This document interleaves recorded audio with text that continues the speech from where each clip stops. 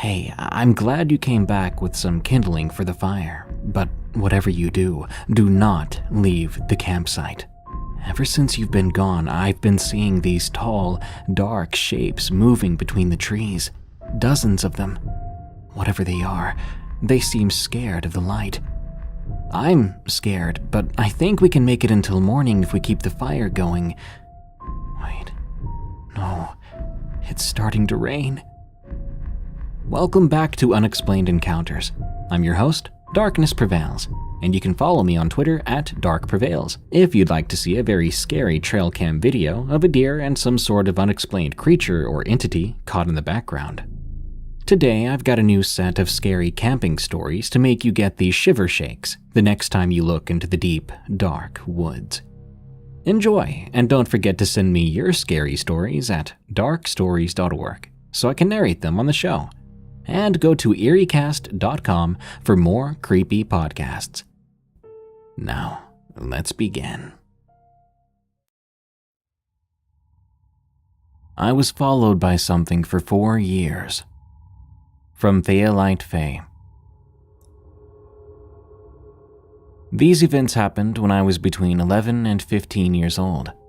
I had never been one to fully believe in the paranormal, but I do accept that even if I haven't seen something strange myself, it's probably out there somewhere, waiting for me to run into it. This was one of those experiences.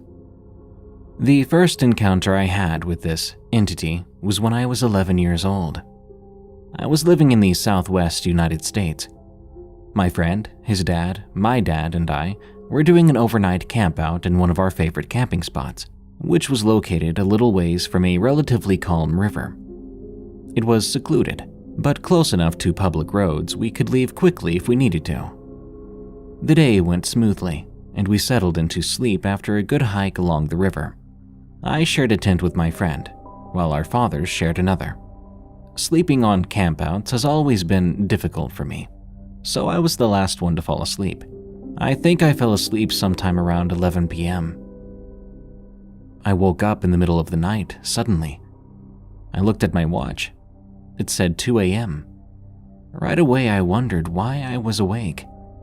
That's when I heard something moving around outside the tent. No problem, I thought. It's just my father or my friend's father moving around. Probably had to go relieve themselves. That thought was quickly wiped from my mind, however, as I heard the movement continue with no sound of a tent zipper or tent fabric. Naturally, as an 11-year-old with an overactive imagination, I quickly hunkered down into my sleeping bag, terrified of what it could be. That's when the entity yipped. If you're familiar with coyotes, you know they don't really howl, but they let out a series of yips and whines. This was the sound the entity made, and continued to make. A series of yips and whines followed by snuffling and more movement around the tent. Surprisingly, my friend did not wake up, nor did I hear anyone stirring about in the other tent. Whatever this thing was, it was snuffling and walking right next to the tent wall, occasionally yipping loudly. Normally, when coyotes make these calls, they're answered by other coyotes. But nothing else responded to this thing's calls or whines. Eventually, the sounds stopped though, and at some point I managed to fall asleep. The next morning, I was the first one up and out of the tents. I had to see if I could find anything that would show there was a coyote outside of the tent the previous night. I looked for anything I could think of: paw prints, shed hair, even scat. But there was nothing within a 100-foot radius of our campsite. Not even paw prints in the soft soil near the tents, nor in the sand on the riverbank. When I asked my friend and our fathers if they had heard anything the previous night, they all replied that they had slept soundly, and they hadn't heard a thing. After another search, none of us found anything coyote-related either, though my friend did find a human footprint in the sand along the riverbank. No, it wasn't a shoe print. It was a bare human footprint. We packed up camp and left after breakfast, and nothing else of note happened. A day later, however, there was a massive summer storm. The river near the campsite flooded, completely wiping out the spot where we had camped 2 days prior. At the time, I thought this was simply a coincidence. However, my second experience with this entity changed my mind. The second experience with this thing happened about a year after the first. I was 12 years old then, still living in the same area. It was another summer night, and I'd taken to sleeping on the covered balcony of our house, where I could use the night breeze to stay cool. I'd gone to bed early that night, tired after a long day outside. But I woke up in the middle of the night, around 1 a.m. I felt very uneasy for some reason. That's when I heard the yipping again, that familiar yipping, and once again it had no responses and no other calls, just that solitary yipping of what should have been a single coyote. This time, however, I decided I wanted to see what was out there for myself before it had a chance to disappear. The balcony faced the front of the house, thankfully in the same direction as that yipping. I looked out of the wire screen that covered the balcony window in the direction of the sounds and where I assumed the entity would be. What I saw was anything but a coyote. It crouched on 2 legs, and from my vantage point, I could roughly guess it was about the size of a grown man hunched over. In the darkness, I couldn't make out anything beyond the rough humanoid shape of the entity. It never looked up towards the balcony window, just shambled along before disappearing behind a row of houses, yipping every so often. That night, I wasn't able to go back to sleep. The following day was miserably wet and stormy. These weather conditions were nearly identical to that of the storm after the previous encounter. I didn't have another encounter for another 3 years after that. My final encounter with this entity happened when I was 15. I say final encounter, but for all I know, this creature is still out there, still following me. Anyway, by this time I was living in the Pacific Northwest of the United States. One day I'd gotten off the bus and I was walking back towards my house when I noticed movement at the edge of the road on the opposite side of where I stood. When I looked up, I locked eyes with a coyote. Normally, from my experience, wild animals avoid eye contact as much as possible, and making eye contact is typically a surefire way to agitate them. Quickly, I broke eye contact, still keeping an eye on the animal. But my gaze kept coming back to its eyes. They looked like a normal coyote's eyes, but there was something more than just the regular canine intelligence in them. The coyote stared at me, unmoving, for what seemed like hours, but was only a few minutes, before it turned around and loped off away from the road. I waited until I couldn't see it anymore, before I started walking again, heading home. That night, there was a thunderstorm that shook the house violently with every thunderclap, and the wind was strong enough to push the trees that sat behind our house to their breaking point. When I woke up the next morning, I found that a tree had fallen diagonally across our yard, missing the corner of the house where my bedroom was by only a few feet. To this day, I still don't know if the entity I encountered was anything strange, or if it was just a string of bizarre coincidences.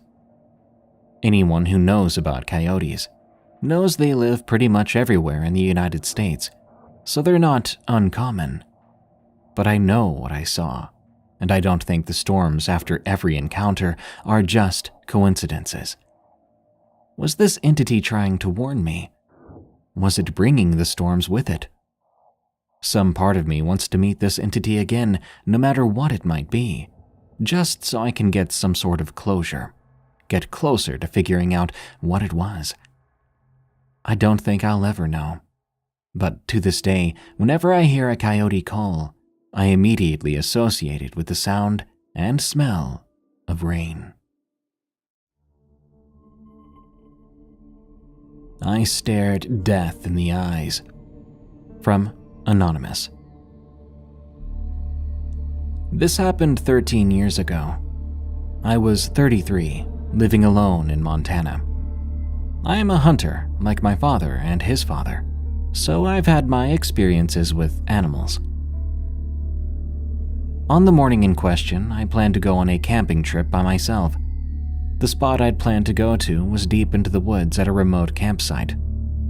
I drank a mug of coffee, packed my bags, and grabbed my belt, which had a .500 Magnum in its holster.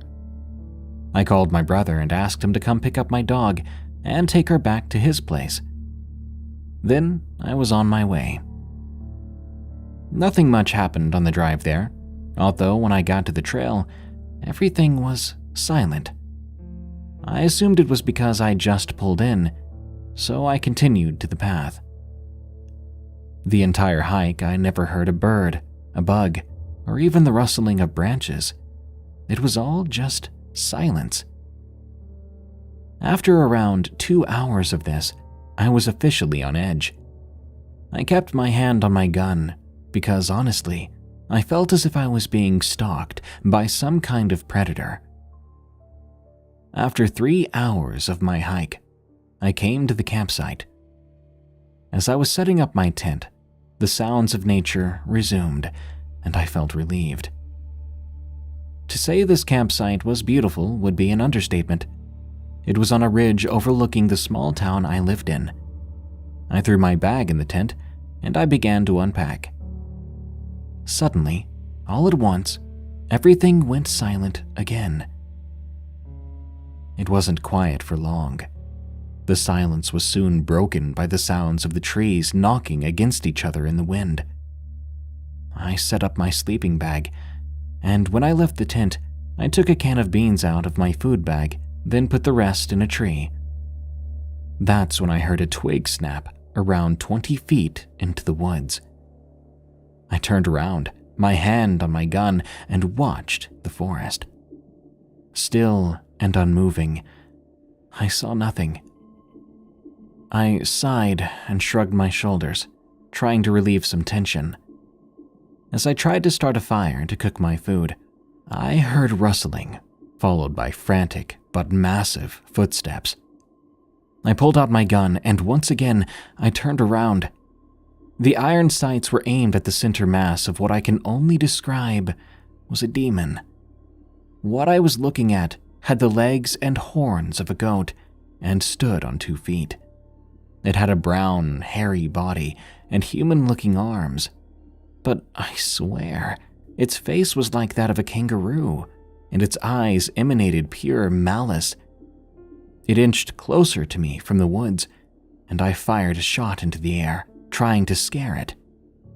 In response to that, the creature screamed, sounding more like a fox, a deer's mating call, and the most painful, blood-curdling human scream I'd ever heard, all mixed into one.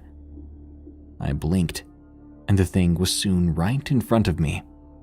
Its snout was nearly touching me. Those yellow, almost lizard-like eyes were stabbing right into my soul. I felt that if I moved, it would kill me. I don't know how. It was this feeling that dominated me. I slowed my breathing, and as I did, the creature pushed me to the ground. Without breaking eye contact, I jumped back up and stood there. It came up to me again and screamed.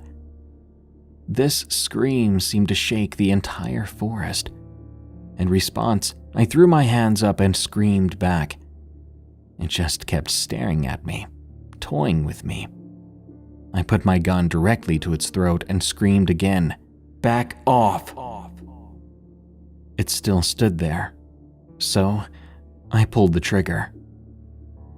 As my ears rang, I screamed again, and I watched the creature run back into the woods. I began to quickly pack up my things, and whenever I looked up, I saw it, staring at me, now from a distance. This terrifying thing followed me down the path all the way to my motorcycle. I sped out of there, at least going 30 miles per hour over the speed limit. I heard it scream one last time as I got onto the main road that leads to the town I live in. To be truthful with you, something in me wants me to go back. I want to see if I can kill that thing, hang its head on my mantle. But I do not think it would end well. Now I've got a wife and 2 kids, and I can't afford to just throw my life away hunting some forest demon.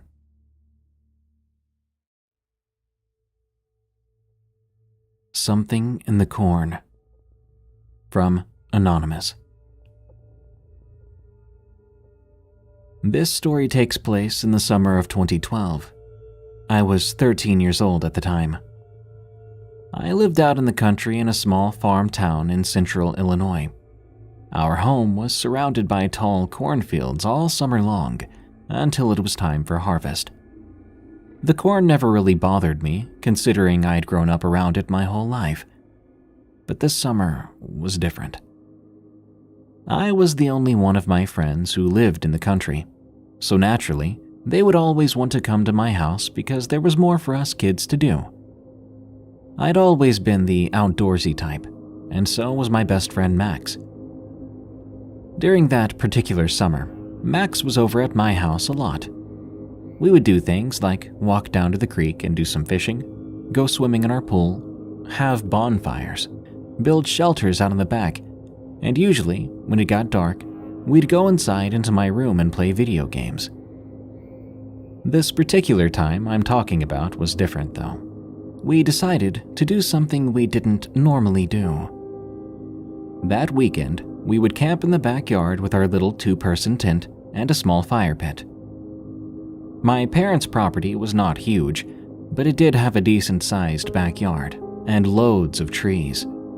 Since we were too young to do any real camping, this was our only option. This way, we could pretend the backyard was the forest, and if anything went wrong or we got scared, we could just walk up the property to the house and give up if we felt like it. Not that we planned on doing that, though. That evening, after setting up our little campsite and cooking some food over the fire, we eventually got tired and decided to go to bed early. Usually, I would be too creeped out to do this by myself, but my buddy Max was with me, and I also had my dog, who, funnily enough, was also named Max. Confusing, right? Anyway, we were in the backyard. Now, my parents' bedroom had a large sliding glass door and balcony that came off the back of the house, so I knew my parents would occasionally peer out to check on us throughout the night. This gave me a bit of comfort. Once in the tent, we lay down in our sleeping bags to get comfortable. My dog stayed outside the tent and roamed the yard as he normally did. He was an outside dog, after all. I don't remember much after that, not until the weirdness went down. Once we fell asleep, we must have stayed asleep for a good while. I don't remember really waking up much or tossing and turning. Then again, this was years ago, so small details like that are far from my mind. Now this is where the creepiness takes place. Randomly, I just woke up in the middle of the night to the sound of my dog barking hysterically. His barks sounded mean and vicious. He was not happy about whatever he saw, which wasn't like him at all. My dog was usually a gentle boy. He rarely barked at cars or strangers as it was, so this really caught me off guard. As I slowly woke up and rubbed my eyes, I noticed what my dog was barking at, even from the tent. Because I didn't see it, I heard it. Some strange erratic whistling seemed to be coming from no particular direction. It was so loud, too. It was definitely human whistling. No animal sounds like this, at least not to my knowledge. It was such a weird whistle, although human, it didn't have any specific rhythm or pattern to it. It was just so odd sounding. If I had to guess, this whistling sounded as if it was a beckoning call, most likely for my dog. Honestly, even though this could have been my dad pulling a prank, It freaked me out pretty bad in that moment. However, it only got much worse. I promptly woke up my buddy Max. It took many shakes and shouts to finally get him to wake up. But once he did, I didn't even have to say a word. He heard the whistling immediately, and we both looked at each other in silent terror. My second instinct after waking my buddy up was to check my phone. It was 3 a.m. That's the witching hour according to some. Me, being a believer in the supernatural, knew this, as did my buddy. I didn't even have to say anything. I just showed him the time, and he looked at me even more freaked out. "What is that?" Max asked. "I don't know, dude," I replied. Max suggested I call my dad to see if it was him doing all that whistling. So I did.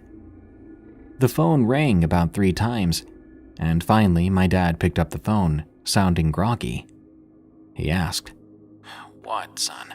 I'm trying to sleep." To my horror, even as my dad spoke through the phone, the whistling never stopped, nor did the barking.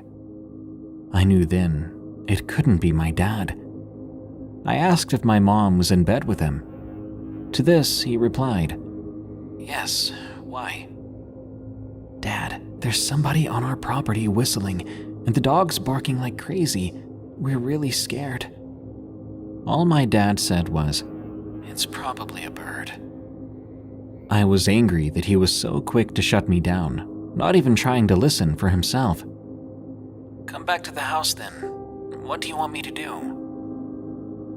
I hung up then. He wasn't going to help us. If we stayed out here, that meant possibly dealing with whatever that thing or person is. I told my buddy we had to book it back to the house, to which he replied, "Well, let's go then, hurry. I'm not staying out here." So I unzipped the tent as fast as I could, and we both went sprinting quickly back to the house. As we ran, I finally could tell what direction the whistling was coming from. It was coming from the west side of the property, from the cornfields. I didn't dare look in that direction. I just ran. As we got to the back door, I finally saw my dog. He was still barking in that general direction. He was close against the house, keeping his distance from that thing. I swung the door open, and we got inside as fast as we could. For a few seconds, I stood at the door, calling for my dog to come back in the house with us. He wouldn't listen though. He just kept barking. After getting frustrated and fearful for his life, I ran out to grab him by his collar so I could drag him inside myself. Just as I did this, the whistling seemed to get closer. This thing was coming in closer towards us. As I reached my dog, he suddenly decided to bolt past me and towards whatever that thing was in a violent manner. Whatever it was, my dog was now full sprint after this thing, chasing it. I yelled his name once more before slamming the back door and locking it. I was afraid my dog would be attacked or possibly killed, but we had to save ourselves. As we got into the safety of the house, we made sure all the doors were locked. My dad came down then to talk to us, and we explained to him what happened. For some reason, my dad seemed to think it was ridiculous and that we had imagined the whole thing. Of course, this made us furious. "Go listen then," we encouraged him. We watched as my dad went over to a window and opened it up to listen outside. Nothing. The noises had stopped. No whistling, no barking. My dad, thinking that he proved his point, went back to bed, suggesting that we do the same. But we couldn't. We were terrified. We were worried about my dog, too. We decided to go online, looking up noises that might match what we heard. But nothing at all sounded like it. At a certain point, we finally decided to rationalize for the sake of falling asleep that night. We just told ourselves it was some coyotes, but we knew it wasn't that, deep down. The following day, my parents went off to work. Max and I were there home alone, and we decided to go out looking for my dog.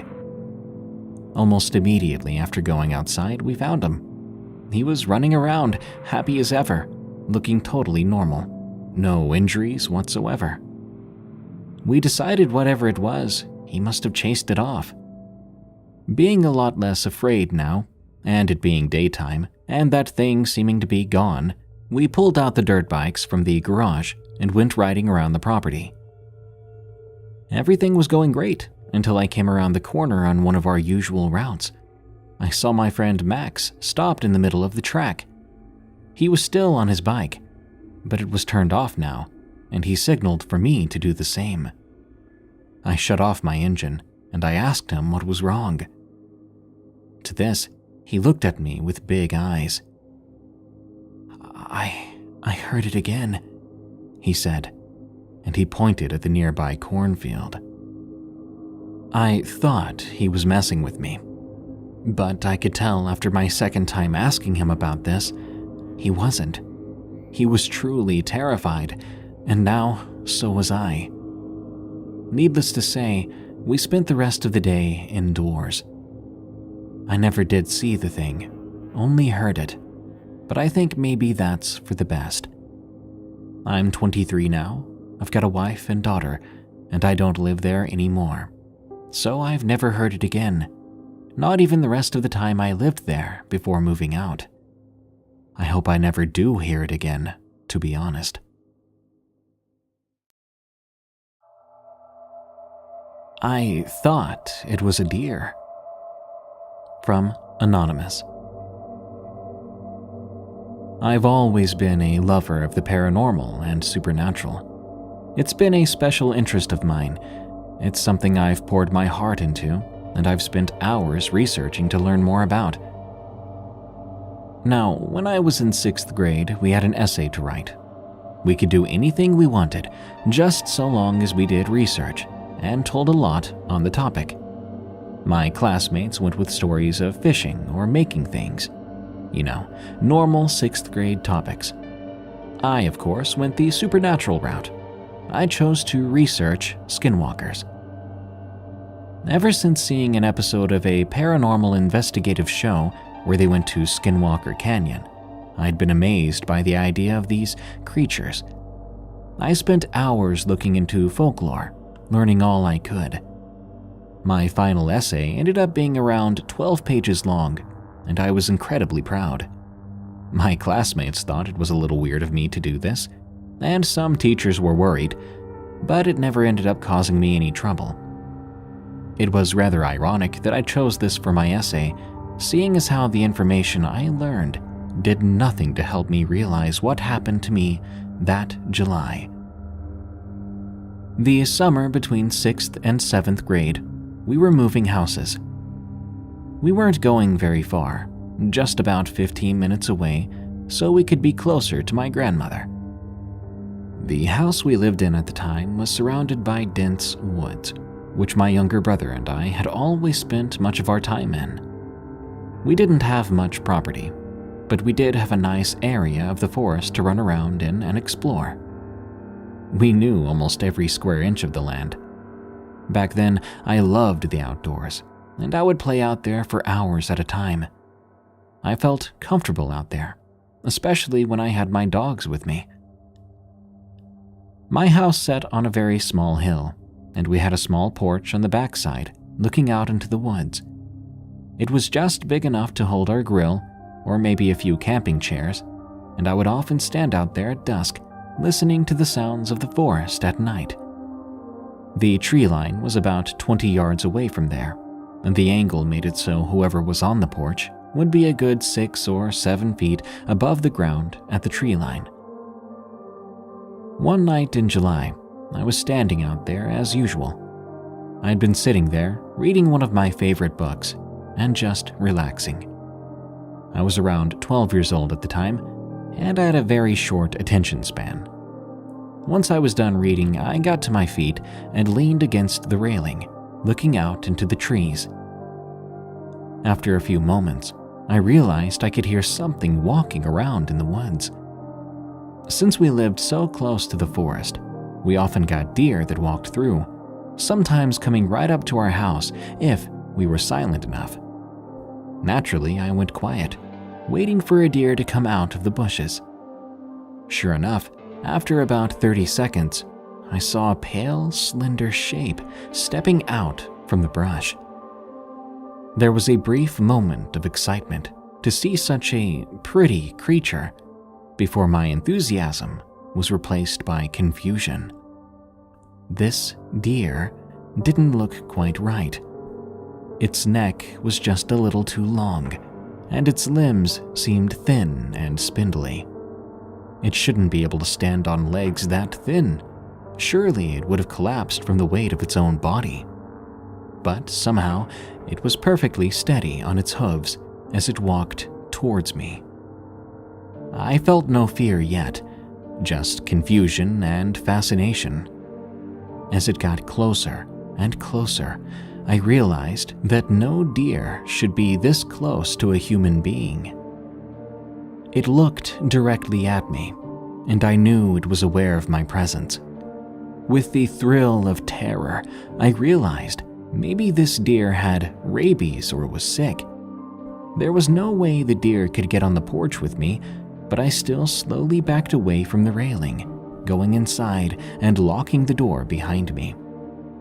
I thought about it for a moment, then shrugged it off, deciding this was just a sick deer.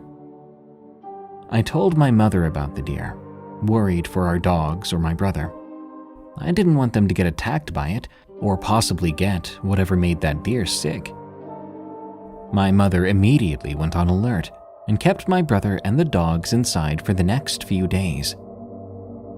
We moved away that week, though it wasn't related to the sighting of the sickly animal. I never saw that deer again or another one like it. It's been several years since the encounter, and I'd forgotten about it until a few nights ago. My interest in the paranormal has remained with me, and I've continued to look into these creatures. I was searching through the cryptid tags on an app, and I found videos of creatures called not deer. Immediately interested, I searched up these beings, and after looking at the information for a few moments, the memories of that night in July came back to me. It was starting to make sense to me. The deer's appearance and behavior perfectly matched the stereotypical behavior of not deer. The story that I thought I made up with my 12-year-old imagination had actually been true. I was rather embarrassed for not realizing what this creature was until all these years later, considering how much I'd looked into these folklore beings.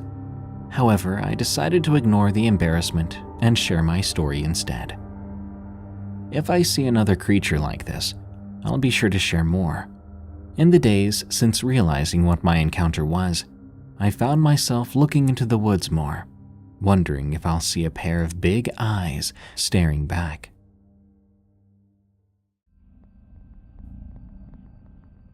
Don't visit Pripyat. From Silver Bullet 54. In 2020, I went to Europe with 4 friends. We chose to visit the Ukrainian town of Pripyat. Before we went, we made sure to get clearance and also get Geiger counters to make sure we were in a safe zone. We figured one day in couldn't hurt as long as we stayed together. So we decided that we would explore, camp, pack up, and leave. Sadly, I wish it had been that easy. When we first arrived, my friend Kevin mentioned how silent and eerie it was. We saw the clocks at 11:55, then saw the abandoned amusement park. Mid-ride bumper cars, a creaking Ferris wheel, and an uncanny stillness was all that was left. It was like a giant void had opened up and sucked away all the people that once lived here. Our counters were showing very low levels of radiation, which was a good sign. But we knew if any of us began feeling strange, we were to book it out of there immediately. Now, a friend of mine, Brandon had mentioned that the animals around here had been horribly affected. And believe it or not, we saw a wolf skulking around the area alone. We kept our distance and watched it, and when it turned towards us, we quickly averted our eyes to avoid challenging it. But when I happened to glance towards it for one moment, I saw just what was wrong with its eyes. Now, I'm no scientist or zoologist, so I don't know if the radiation caused it, but the wolf's eyes had gone completely white. I couldn't tell the cornea, iris, and pupil apart. Even though I figured it was blind, it was clearly sniffing around, so I'm sure it could have smelled us. Fortunately, he seemed to sense 5 scents and left without attacking. Brandon then said, "Let's go set up camp in one of those buildings. I'm not sure what it is, but I feel like something doesn't want us here." The other 3 were feeling uneasy as well, and I was still on edge after that wolf encounter. We all soon found an empty building with very little radiation and a roof to sleep under. I won't forget what happened next, though. Before I go on, I'll tell you now that I suffered no headaches, I did not feel lightheaded, and I had experienced no nausea, vomiting, or any other ill effects. So the radioactivity wasn't what caused this, it wasn't a hallucination. I woke up with a start when I heard a weird moaning sound. It was like a lawnmower that was about to die. I was about to ask anyone else in the group if they heard that, but all 4 were already sitting up and listening. "Okay," I said. "We can all confirm we just heard that." Brandon swallowed and replied, "I think I know what doesn't want us here." He then pointed behind my friend Grant. We all looked and screamed like we were trying to raise the dead. There stood a person. They were about 6.5 feet tall with beet red skin. They had 2 completely red eyes, and what appeared to be a new, vestigial, deformed limb protruding from their left arm. I then asked, "Does radiation even do that?" The other 4 just ran with their things, and I quickly followed.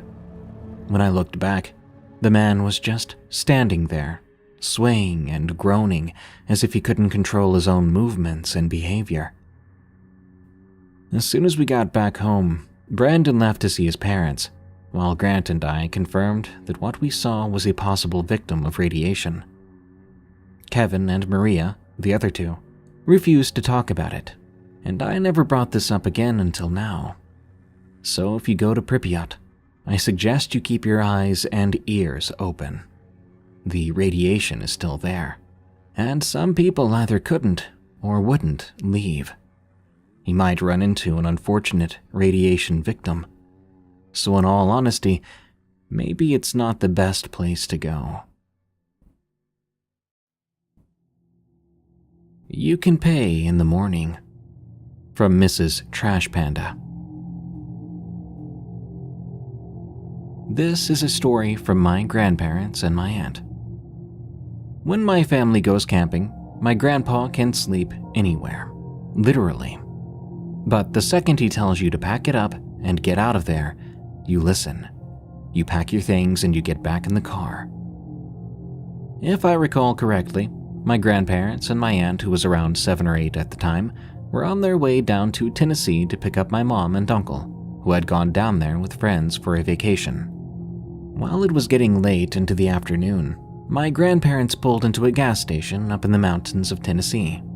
As a side note, I think it was somewhere near Gatlinburg. They like to sightsee a lot, so it wasn't unusual for them to go out of their way during a trip. They asked if there was a campground nearby, so they could sleep for the night. The lady at the counter of the gas station told them there was a gated campground about 5 miles down the road.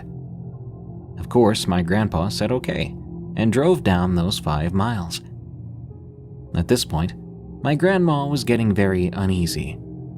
She asked my grandpa if he was sure this is where they wanted to stay. He said yes. I'd assume he was probably tired of driving at that point, and didn't mind where they stayed. They pulled up to the gate, and it was closed. there was a sign up that said, "Welcome, help yourself, and you can pay at the office in the morning." My grandpa had my grandma get out and open the gate. He pulled the camper through, and my grandma closed the gate back up. She got in the truck, and they drove down a huge hill. When they made it to the bottom, they found a campsite and parked the camper and started to get things ready for the evening. Now, this is the part that turned the whole trip for them into something ominous. As my grandma got everything set up and started cooking dinner, she looked up and she saw my aunt playing around outside while my grandpa was pacing up and down the length of the campsite. She said he just kept mumbling to himself.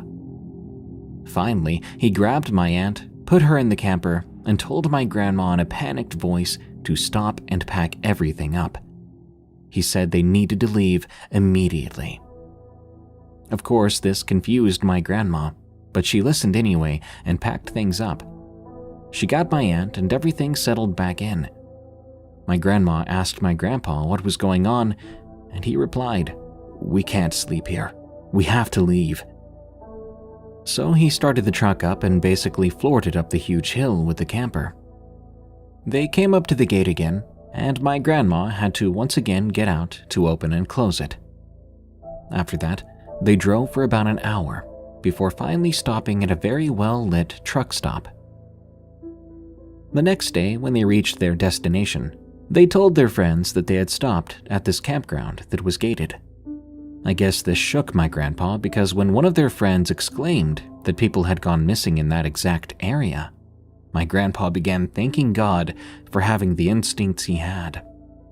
When they got home to Michigan, they'd found out that over the past 2 weeks alone, 8 people had gone missing from that exact area, and they had nearly stayed the night there.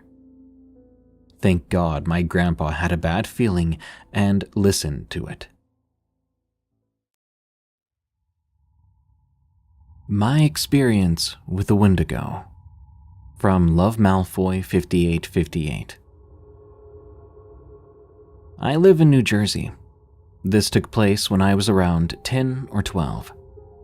Our school had organized a camping trip to the Bass River State Forest. Of course, being the adventurous kid I was, I instantly signed up. The day on which the trip was organized was in the winter, so we bundled up in cozy winter clothes before going on the 3-day camping trip. The trip started like any other. We got on the bus, teachers assigned us in groups, and all that stuff. We got off the bus with our camping gear and immediately sat to work. While we worked, however, I had this strange feeling that I was being watched. I brushed it off, thinking there's nothing wrong with that. There's lots of animals out here after all. As soon as I had this thought, a howl of some sort resounded from the woods all around me. Startled, I dropped the hammer I was holding 2 hammer pegs. The noise had startled me as even though my friend said it was nothing, it sounded more human than animal, but with still some traces of wolf in it. It's hard to explain, it was so bizarre. I pushed the occurrence to the back of my mind, and I tried to enjoy the trip. Nothing besides that really happened on the first day. On the evening of the second day, we all lit a fire as it was cold. We were having a really good time, toasting marshmallows and singing songs. A few hours passed and the fire began to dwindle. We all went out in different directions in the woods to cover more ground, searching for more kindling. I had chosen to go through the most scary-looking part of the forest, as, like I said, I was adventurous. I had been picking up sticks for nearly 10 minutes before realizing the forest was quiet. Too quiet. This silence was deafening.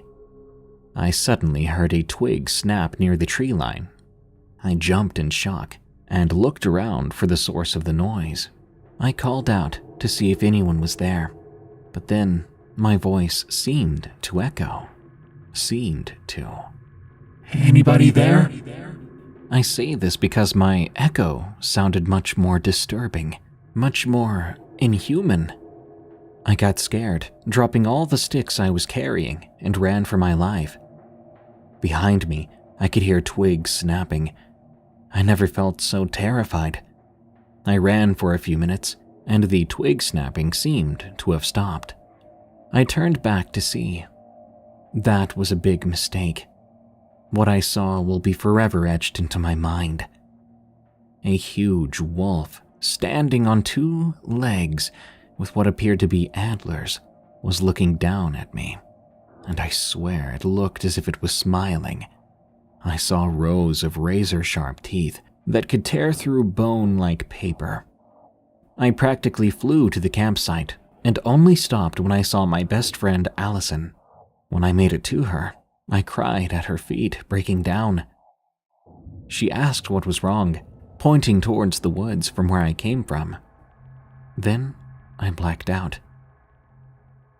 When I woke up the next day in my tent, with worried faces all around me, I explained to everyone that I saw a wolf. That's all I could say. I knew no one would ever believe what I actually saw. The 3rd day, I stayed inside, terrified that I might see that awful creature again. Nowadays, I'm very wary of going into the woods, and I never stray too far anymore. If you ever encounter a creature like this, I advise you to run for your life as well. Abandoned racetrack. From Anonymous. I live in a semi-rural area in Vermont. It's quite peaceful, but the characters here can sometimes be unsettling. This story happened about 2 years ago, in 2020 as of writing this. It was June, and my friends and I were about to graduate high school. We were all set on going to graduation and hanging around after, but my buddy gave us all an idea. Let's go to the racetrack my cousin told me about. It looks cool. We can party there instead of going to graduation. We had all collectively decided that we were going to go. The day of the trip, we spent our time getting food, drinks, and whatever else we needed to have a good time. Around 2:30 p.m., we headed out to said racetrack. It was about an hour or so away from where we all lived, so we didn't mind the drive. On the way there, my friend drops the haul on us. Hey, this racetrack is abandoned. Not sure what's in it, but there's supposedly people in the basement. We all chuckled at this, brushing off the idea of people being held up in some abandoned racetrack. Upon our arrival, we noticed the place was massive. We parked around the basement entrance for easy escape if needed. We got unpacked and headed to the top floor. On our way in, we noticed a pillar with the words, "Welcome to Hell, Run," spray painted on it. We thought that was weird for sure, but we pushed forward. We soon made it to the 3rd floor, and we noticed we couldn't go up any further due to a collapse on the top floor. We all set up camp on the 3rd floor, and the partying began. After we all got a decent buzz going, we decided to explore the place by playing Manhunt. Mind you, this whole place was only lit by the moon, so it was pitch black in there. Me and a close friend of mine, named Susan, were finding the rest of my friends first. We started in the basement. When we entered the basement, the most foul stench hit me. It was like old books and decomposed dead things. We got farther into the basement when we began to hear feet shuffling. We thought this was one of our friends, so naturally, I made my way around the noise to surprise him and locate him. I was wrong. Fast forward a few minutes later, we noticed a mask sitting on a table. We looked at the mask and realized it was some sort of animal skin and staples made into a mask. We both thought this was disturbing and went to tell the others that we weren't alone. We got up to the 2nd floor stairs that led to the 3rd when a bottle smashed next to Susan's feet. Susan screamed. I consoled her and told her it was just our friends playing jokes on us. I looked up the stairs and, sure enough, my friend threw a bottle. He was laughing it off now. I turned in a different direction, and I nearly soiled myself. Standing at the end of the second floor were two cloaked and masked figures. I turned to Susan and immediately told her to run. "That's not funny. Stop," she yelled. So I picked her up and physically made her look at what I saw. Then she screamed again. The chase was on. The cloaked figures started walking towards us. I then screamed to the rest of my friends that we were not alone in here. As Susan and I ran away, my friends came running down from a separate stairway and met us at the front entrance. It took me a minute to catch my breath and explain what I saw. After I said this, my friend goes into his truck, pulling out a 12-gauge Winchester shotgun. "Even so," he says, "what are you talking about? There's no way that—" He was immediately interrupted by the sight of one of those figures. Holy crap! My other friend who was with us drew his pistol and handed it to me. "I'll sit with Susan. You guys go get our stuff," he said calmly. Two more of my friends and I went back into the racetrack. We took an alternate route to the second floor stairs. But on our way, we noticed a door was open. We all crept towards the door and noticed there was a light coming from inside. I kicked open that door. Inside, we found a pentagram with candles around it. Also around it was the mask I pointed out earlier. But what really messed with me was looking to my left, seeing the wall ripped apart, and as I took a closer look, above the huge hole in the wall were the words "Death Leap."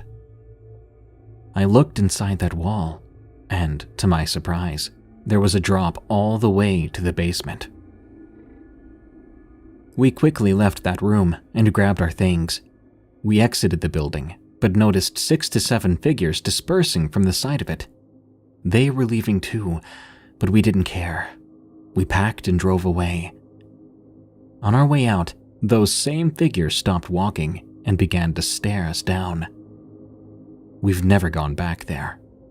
All of us decided to brush it off as satanic worshippers who decided to mess with me and my friends. And I hope that's all it was.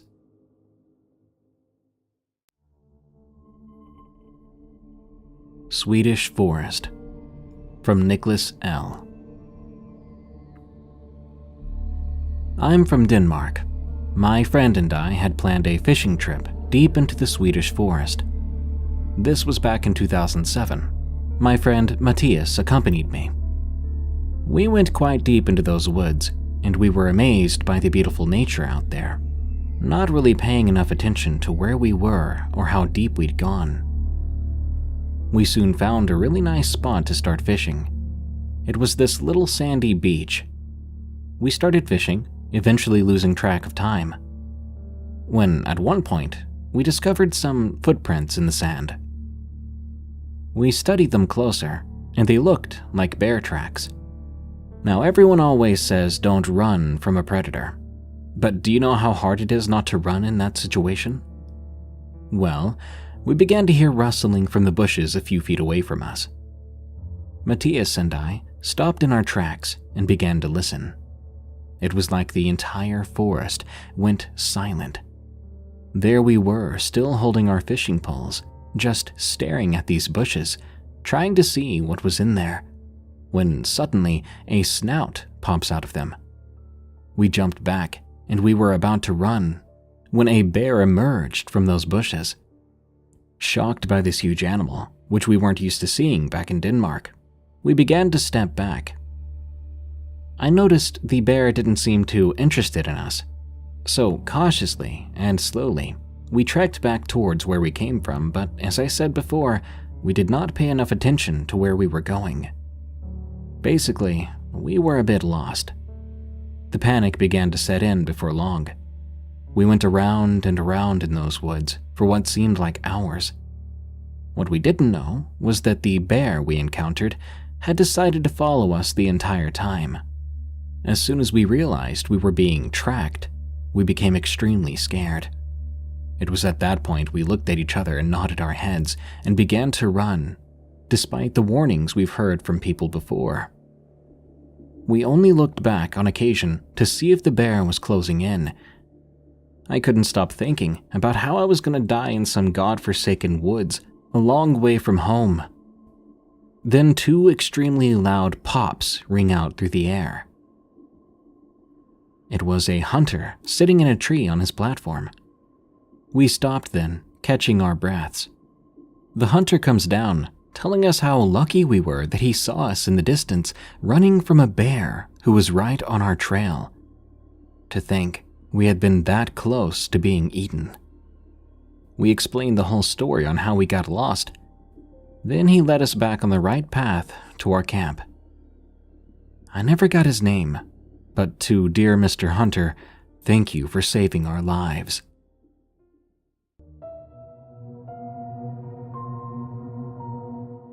Thank you for listening to another unsettling episode of Unexplained Encounters.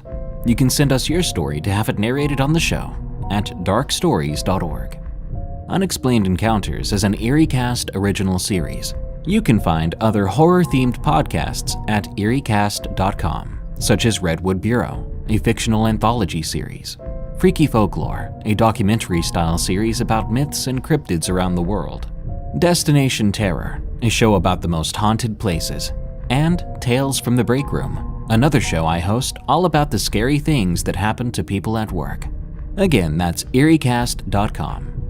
By the way, if you want fewer annoying ads and you want to support what we do, consider going to eeriecast.com/plus to sign up for EerieCast Plus. That unlocks all our podcasts with all but host-read ads removed. Until next time, stay safe out there and stay creepy, because this world is a strange one.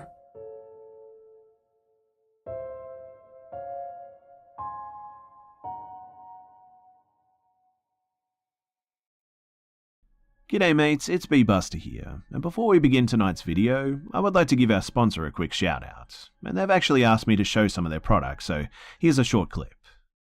Introducing a revolution in gaming, FootMouse, the first science-based gaming mouse made for feet. I've been using FootMouse since 2017, but not on Wait a second, stop the video. What the heck is this? Who gave me this? What the... So guys, tonight's sponsorship is actually brought to you by your boy, Raid Shadow Legends. And have you guys played this game yet? If you have been, and as you can see here in my gameplay, most of us get thoroughly owned by the clan boss. Thankfully though, some of you guys recently came into my clan and we were able to down the clan boss, on easy at least. But now we have to start working on some of the harder difficulties. So, if you would like to help, you can join my clan called Nutters, and yes, that's the actual name, and I'll be making some space for you guys by getting rid of a few of the inactive members. But be quick, because spots fill up super fast, and the clan is starting to fill out now too with some active members. And just in case you guys don't know already, Raid Shadow Legends is a dark fantasy RPG, and is seriously a great piece of entertainment. In fact, I've been leveling my champs consistently now and managed to reach level 60 with Gallic. I now have a bunch of level 50s, and am almost on to my next 60. I still don't have one of those legendaries yet though, so I'm on the lookout. It's been great playing on my PC while I've been editing scary stories, but it's also been really convenient being able to play cross-device on a whim and flick between my PC and my phone when needed. It's actually been really neat too, chatting with some of you guys over the in-game chat box throughout the day as well. Oh, and also, the daily login rewards have now been doubled from 90 days to 180 days. So each day you get to claim all sorts of free rewards like silver, champs, gems, potions, shards, and also a free barbarian legendary champ, Skyle, I think that's how you say it, of the Drakes. So all you have to do to join in on the fun, guys, is go to the video description, click on the special links, and if you're a new player, you'll get 100,000 silver, 50 gems, 1 energy refill, and a free champion, the Adjudicator. And just take a look at this cool champion that they're giving you guys for free. You'll also find all of your extra rewards here in your inbox for the next 30 days only, and I really do hope that I see you guys in there.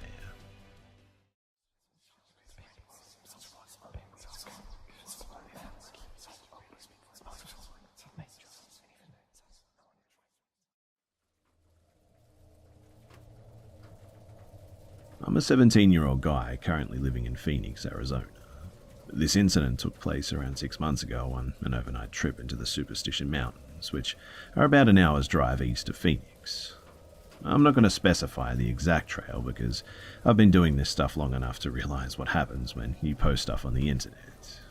But whether it's a good trail, abandoned mine, ghosts, or whatever it may be, people come flocking and usually with a lot of trash and loud music. So, this particular trail I was taking was an 8-mile loop through a canyon. It was a pretty simple in and out overnight trip. I planned to go with my friend, but a last-minute cancel on his part left me on my own. So, with a packed bag and a car ready to go, I just decided to go on my own. Not leaving the house on time, though, and some trouble navigating rough forest roads. I didn't arrive to the trailhead until, I would say, around 5:45, which, for those of you who don't backpack, this is a very big no-no. I still had a 4-mile hike until I arrived at my planned camping spot, and it was getting dark quickly, so I figured that if I moved quick enough that I could get at least 2 to 3 miles in before I had to find a spot. This strategy, though, left me hiking in a very dark trail on my own with about 15 miles of dirt road between me and pretty much anything else.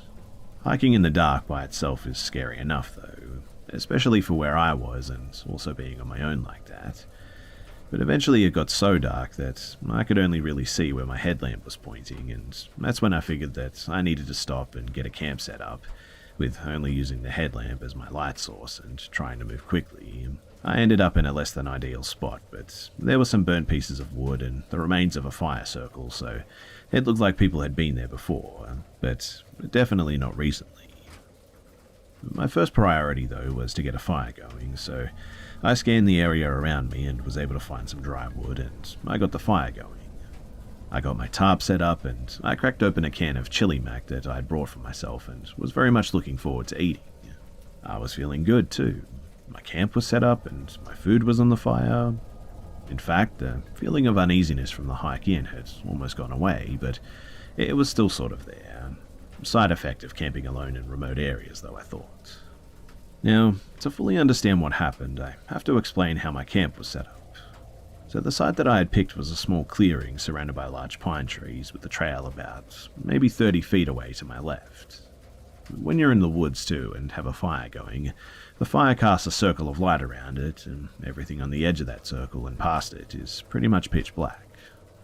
So I was sitting on the ground near my fire, just eating my dinner, when a small rock about the size of a marble, I would say, was thrown into my camp. I looked at the tiny rock in shock, as I was positive that I was the only person on this trail that night. I immediately turned my light on and turned towards the area where I'd seen the rock come from, but due to the density of the pines and the brush, I could only see about 10 feet. I spent the next 15 minutes in disbelief as I was scanning the tree line that surrounded me, searching for what or whoever had thrown the rock, not daring to stray too far from my fire that, in hindsight, actually offered me a false sense of security. But after sitting back down and spending the rest of my time on high alert, I was able to finally convince myself that I must have somehow kicked the rock, or it had fallen from a tree or something. I went to sleep that night, not expecting the pure terror that was about to unfold. So I woke up to the sound of what I can only say are rustling leaves, barely audible if you weren't listening for them too, but they were definitely there. Still in a bit of a sleepy daze, I listened as the rustling of the leaves got harder to hear, as I assumed that whatever it was moving away from me. I went to grab my handheld flashlight that I had left next to me when I had fallen asleep, but the more I looked, the more scared I got as I came to realize that it was just no longer there. I stood up in my sleeping bag and ducked out of my tarp and looked around, and I was able to see a light off in the woods. It couldn't have been more than 15 feet away, but it was definitely my flashlight, laying on the ground in a pile of leaves. I'll happily admit, too, that this is one of the few moments in my life where I honestly almost crapped myself. I mean, the flashlight that I had left sitting right next to me when I'd fallen asleep a few hours ago was now 15 feet away from me past the tree line in the woods. Well, I hurriedly slipped on my boots, clutching my knife in my other hand and keeping my head on a swivel. I weighed my options up, stay here and wait out the night, or attempt the 3-mile hike back to the car in the dark.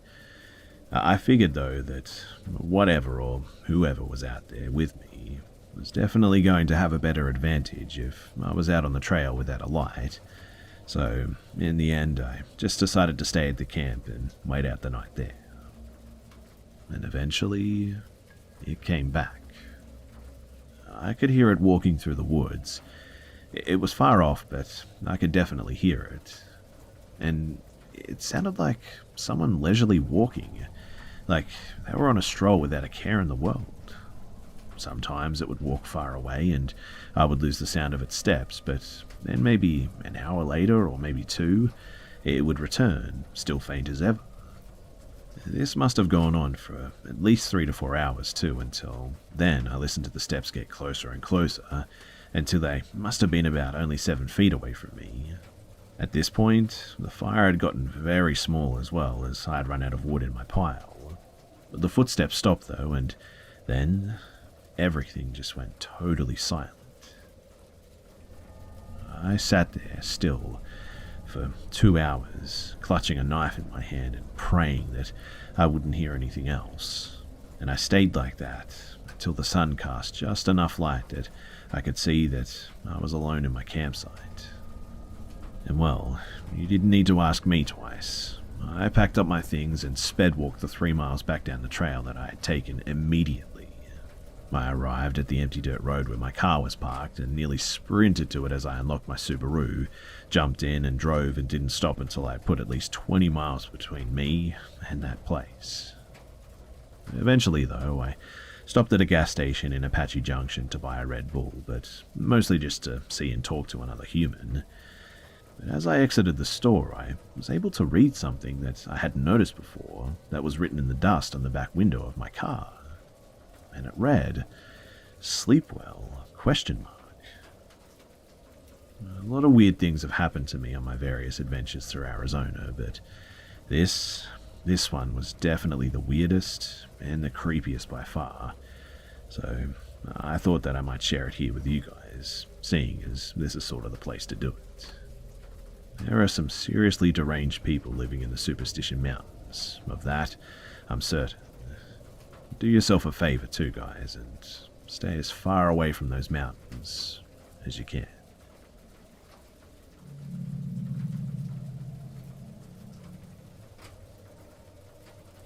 I had gotten out of an 8-year abusive relationship and met someone on a popular online dating app. To be honest, I wasn't looking for anything serious, but just someone to go watch a movie or have a drink with every now and then. I had 2 boys and was happy living a peaceful life of my own after going through hell. So I met this guy who is just a couple of years older than me, and he had turned his life around. When he was younger, he used to be in gangs and drugs, and now he was into working out and staying really fit and doing family stuff. I guess you can say that I felt protected by him. He was a hard worker, self-sufficient, had a son, and he loved going to the gym every day. And I mean, I myself had kind of a crazy past, but overcame, and so we seemed like a good fit. We would go to dinner, movies, normal dating stuff, but he eventually wanted to spend more and more time together, and I was having trouble giving up all of my free time for him, and he would get angry about this, like really angry. After being with a controlling and possessive person, this was obviously a red flag, and after 3 months, I told him that I didn't want to see him anymore. He said that he needed to confess something to me, though, and he admitted that he was using steroids, and that was the reason for his mood swings. He cried and said that he was sure that that was the reason, and was even willing to stop if it meant that he could have another chance, and I obliged, but only under the condition that we remained friends. Things were okay for a while, too. We saw each other maybe every other week, I would say, and he started wanting to see me every week, to which I told him that I wasn't interested in being anything other than friends at that moment anyway, since I wasn't ready for a relationship.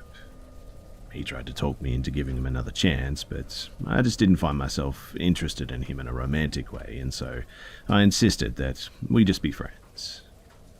In the end, though, I just stopped talking to him because I got mad at his insistence that we'll still talk every day, since he said that that's what friends do.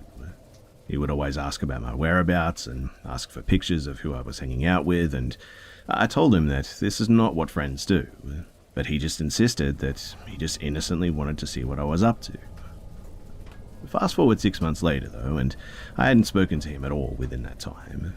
I was happy and living my life, and on one particular night when my younger son was at his dad's, I went out to a local bar with some friends. My oldest son, who was 13 at the time, was home alone, so I left a little bit early to make it home around 10 p.m. I lay down in bed and I go to sleep. So, a little info on my living situation too. I'd been living in my condo for almost a year at this point, and we lived in a great, safe community, and I would leave my patio sliding glass door open quite often, screen closed obviously, to get a breeze at night, which was no big deal. And my bedroom was close to the patio, and my son would sleep in the loft that was closest to the front door. So I'm dead asleep when I suddenly feel someone slowly sit on my bed.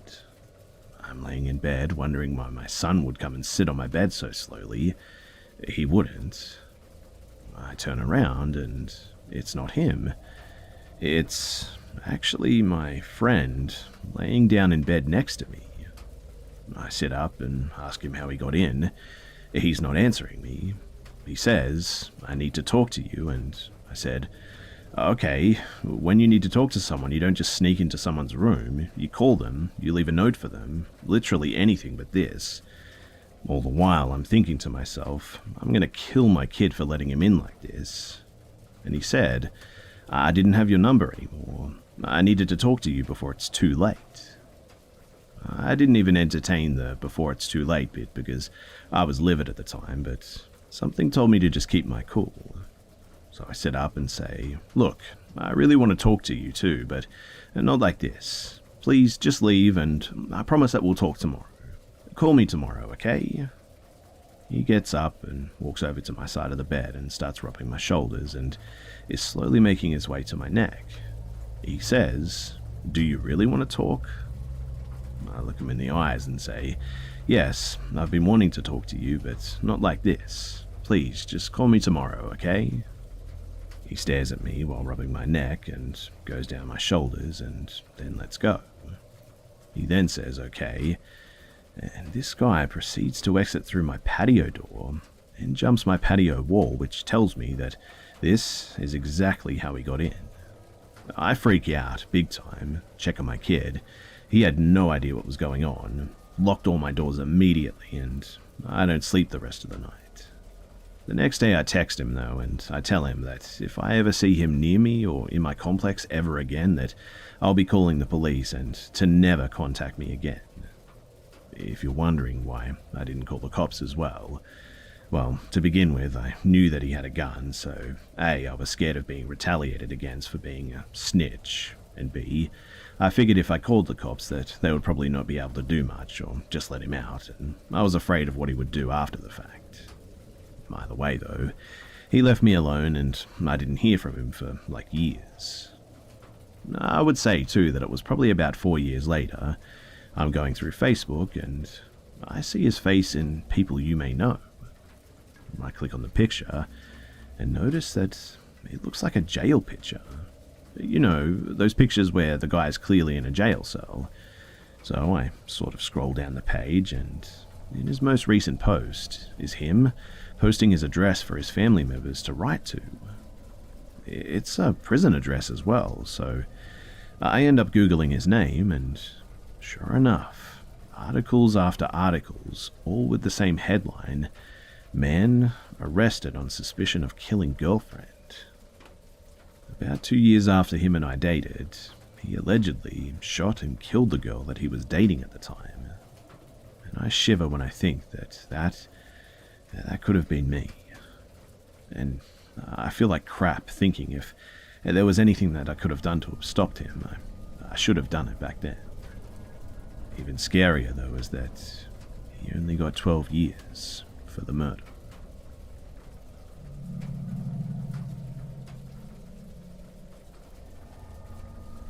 Last year, after a blissful first year of living in a new apartment, all on my own for the first time as well, a man moved in next door that I will never forget. So the layout of my apartment is pretty crucial to understanding this incident. The most important part is that my balcony and his balcony are only partially separated by a wall. There's a solid 2-foot gap in which you can actually easily walk from one side to the other. For context too, I previously had a very lovely woman living next door for the entire first year that I lived there, who never crossed this balcony threshold without being explicitly invited. I only throw this in there so that you can understand that I wasn't previously concerned about someone infiltrating my space. So the first time that I met this new neighbor though, he was unloading some groceries from his massive truck into the assigned parking spot next to mine. As I was driving up, he and a girl that I assumed to be his girlfriend were unloading boxes from Costco. I noticed them speaking, and as soon as I was out of the car, they just sort of went silent. I nodded to them, proceeded to the elevator, and the guy ran up behind me, threw some boxes down, and begged me to wait. And no problem, I thought. I'm a good neighbor after all. While in the elevator, though, the girlfriend refused to make eye contact with me or speak to me. It was a little weird, but I just thought that maybe she was shy. But he quickly introduced himself and was extremely chatty. In the 45 seconds it takes to get to the floor where our apartments were, he asked how I liked the place, where I was from, and where I worked and whatnot. Looking back on this too, his enthusiasm was a little bit strange, but I chalked it up to him being excited to be in a new place. But for the sake of the rest of this story though, I'll call this guy Sam. So Sam was maybe 33, I would guess, 6 feet tall with a slim muscular build and had hair buzzed extremely short, as if to mask his balding, I would suppose. A pretty average looking guy by all accounts though. So the first few weeks we sort of run into each other often, and he always makes small talk and always refers to me as Miss. I assume it's because he forgot my name but wanted to be polite. I almost never see his girlfriend after the first night, but occasionally I can hear him talking to a lady in his apartment as the walls are reasonably thin.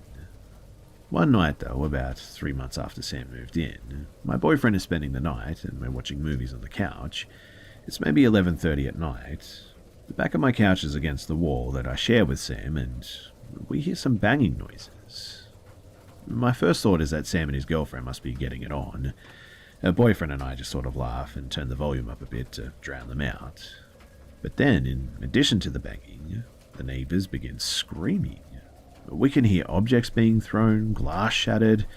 The words are muffled, but there is distinctively anger and crying going on for sure. My boyfriend, gem that he is, steps onto the semi-shared balcony and in his loudest voice yells over, without crossing into Sam's balcony, mind you, "Everything okay over there?" The girl opens the sliding glass door on Sam's side a minute or two later and says, "Sorry about that." So we just sort of leave it alone after that.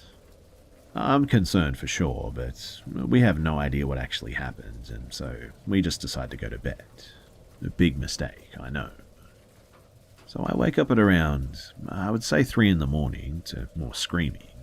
But my boyfriend refuses to wake up, and I'm about to take my 5-foot self to break up whatever is going on at 3 in the morning.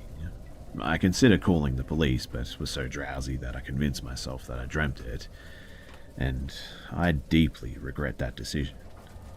The next morning, I woke up to some terrible personal news, an entirely unrelated death of a friend, and pretty much put the events of that night on the back burner. What I mean by this is that I didn't forget it, but it also just wasn't on my mind at the time. So fast forward about another 2 weeks, it's a warm day and I'm outside reading a book in a robe, a sports bra and shorts. I'm in a chair that faces away from Sam's apartment, so I can't see his side from where I am. I'm deep into my book when suddenly I get tapped on the shoulder. Sam is standing behind me and asks if we can talk for a second. Now, this man has already crossed an albeit invisible line by coming on my side of the balcony, but I also can't get to my door without physically moving him aside, so I ask him what's going on. He told me that it was his birthday and asked if I knew where to get some weed because I seem like the girl who knows how to have a good time. As we live in a state where weed is legal, I told him that I'm sure Google would provide the best dispensary in the area, but I personally didn't have any. He proceeds to tell me how drunk he got last night, and at this point I'm itching for an exit. As I start to move, as if to signal that I'm done talking, he reaches out for my shoulder and tells me that he scratched my car last night because he was driving very, very wasted. Remember his massive truck? And he says all of this with a smile on his face, almost laughing. I'm surprised, but mostly want to get away from him because my creep senses are starting to tingle, and I didn't want to blow up at him for hitting my car and whatnot. But then he says that he'll send me his insurance info if I give him my number, and thankfully, I knew that that would be a bad call. I make a bad nervous joke about knowing where he lived and said that if the damage was bad enough that I would knock on his door and get his insurance. He counters this by saying that he'll leave a note with his info on my door, and then he retreats from my balcony while also saying that he'd prefer to just pay me in cash and not involve insurance if possible. So I give it about, I would say, an hour or so, and then I head down to assess the damage. I did this because I didn't want to walk down at the same time as him, risk having him follow me and whatnot. And sure enough, there are 2 really long new scratches on the driver's door. They're not deep, just kind of superficial, or worthy of a call to insurance immediately. I really just didn't want to get involved with him in any way, so I decided that I could deal with the scratches. But this little event has kind of shaken me for sure. And at this point, I definitely knew that something was off with him, but nothing unusual happens as far as I'm aware of that night. So the next day is Saturday, and as I had to work the next day, I was home alone watching some action-y movies, and it's around 11 p.m. I'm on my sofa with my cat curled up on me, and the movie is relatively loud, so it takes me a little while to register this banging noise coming from the hallway of my apartment building. I honestly only noticed it because my cat had woken up and got all puffed up and freaked out. I turned down the volume of the film, and suddenly the banging is getting louder and louder. And just as I stand up, I hear the 5 words that no one wants to hear coming from their door. I hear, "Open up, it's the police." My stomach instantly dropped to the floor.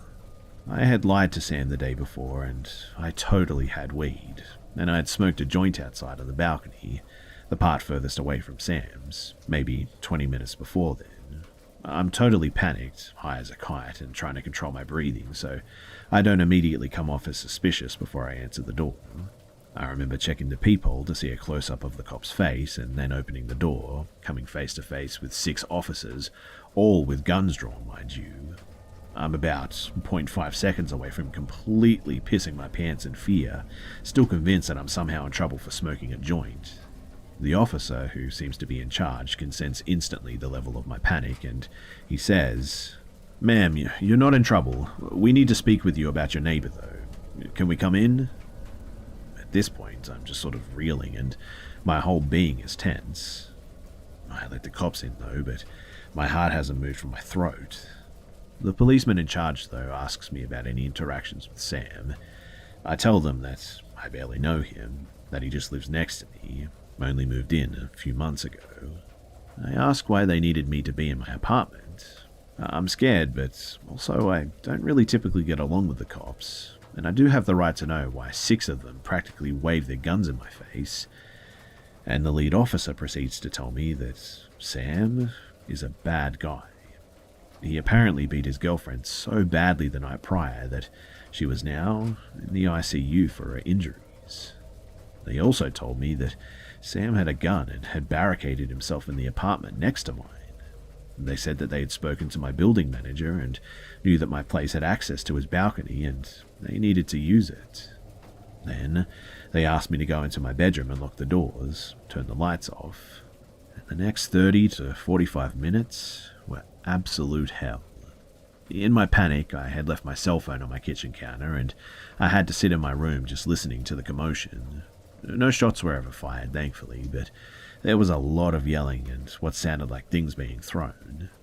Eventually, after what felt like a lifetime, the main officer knocked on my door and told me that Sam had been arrested and thanked me for letting them use my apartment.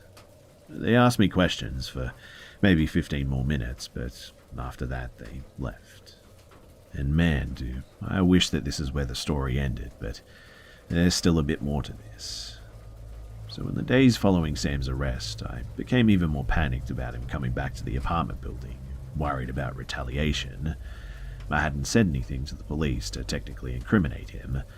I had proof of nothing, in fact, except his word that he was the one who scratched my car, but I didn't tell them about the night my boyfriend and I heard them fight.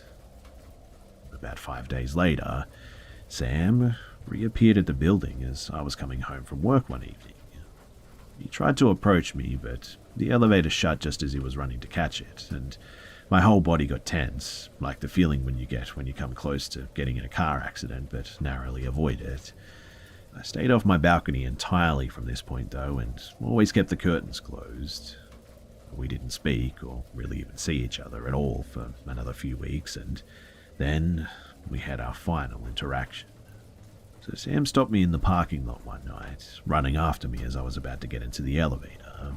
He begged me to tell him why I let the cops in that night, and I told him the honest truth, that I was stoned, didn't know what to do, and had a bad history with cops. This is all true, mind you, and again I was concerned about him trying to retaliate. He then got pretty upset and kept trying to repeat the question, obviously wanting a different answer.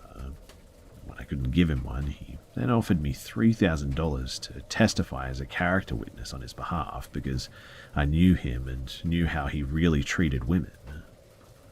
I was just sort of speechless and very freaked out as well. He told me that his hearing was next Thursday morning, and he asked if I would show up. I was like a deer frozen in headlights for a moment, and then somehow got the hell out of there after mumbling a string of words that were most likely incoherent. But the Wednesday night before this trial, I came home from work, and my cat was acting kind of weird, like something had just spooked her, and her tail was all puffed out. I kind of shook it off, but I noticed through the curtains that there was something taped to the outside of my sliding glass door, and apparently Sam had left a post-it with his phone number and name, and underneath, "I'm counting on you." Needless to say, I never showed up. I took a photo of the post-it, grabbed my cat, locked all my doors, and stayed at my mum's house for about 5 days after that happened. I did phone the police to let them know that he'd been on my balcony again, but they never followed up with anything. And eventually my boyfriend came and we went back to my place together, and everything was as it should have been. I never did see Sam again after that, but a few weeks later, a lady that I'd never seen before was cleaning out his apartment. And maybe a month after that, new people moved in and things have just been normal ever since. I tried calling the police and the county jail to see if he was in lockup again, but no one was able to release information to me, unfortunately. I'm hoping that that means that he's actually in there, if he did what the police said that he did, that is. But whatever the case, in an attempt to discover if Sam had been evicted, or if he had gone to jail, the manager of the place disclosed that the girlfriend did pull through. I never knew her name, so I couldn't actually follow up with trying to see if she was okay with the local hospitals. But the manager did tell me that Sam was made an exception to break his lease, but he couldn't confirm whether or not that he was in jail. Which means that, thankfully, he probably won't be coming back.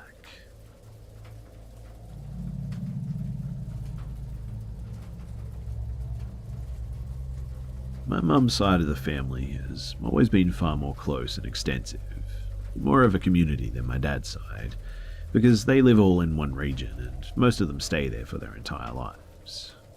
My grandma has many family friends, one especially close to my mum and gran, who I'm going to call Carla. She had been married to a man called Norman for a decade or two. I'm not sure how long exactly, and our families were always extremely close. We would see them every time we went up north. Norman used to be a kids' entertainer as well, extremely good with children and always looking after them, but not me and my siblings. My dad, after living in a crap hole for 17 years, didn't trust anyone alone or even supervising with his kids, and was extremely protective, even with close family members, which, man, am I glad for now. So a few months ago, we learned that Norman and Carla had broken up, which is weird for pensioners. And when she saw my gran and my gran asked her why, she started crying and saying something very bad had happened. And my gran knew that it must have been something very dark. She could just tell. In the present, me and my mum and my aunt are in our villa in Europe when my uncle texts the group chat with an article saying that Norman had been arrested for molesting a child from ages 4 to 16. AKA, he was sexually assaulting them for more than a decade, and also found CP on his laptop. Bearing in mind, Carla had no idea that she was with a pedophile, and now could clearly make sense of why his 2 children were estranged from him, although never proven. But she had left her children and grandchildren alone with him. Many people had, in fact, and at ages where they were probably too young to remember. So we may never know the extent of the amount of assaults that took place, but no one, and I mean no one, expected this man to be a pedophile. Literally, everyone thought that he was just a really great guy. My dad then said a few days after it came out that he wanted to babysit me and my younger sister when we were 4 or 5, when my dad was going to a party one day. But my dad's alarm bells went off for some reason, saying that he had felt the same way that he had when Jimmy Seville's assistant told him that Jimmy was a bad man. That's another story. And so in the end, he said no, and never ended up going to this party. But I shudder just imagining what may have happened if he hadn't have listened to his instincts, and it honestly just makes me feel sick. I guess it just goes to show that your gut feeling is right sometimes, and that my dad, he truly is a great dad.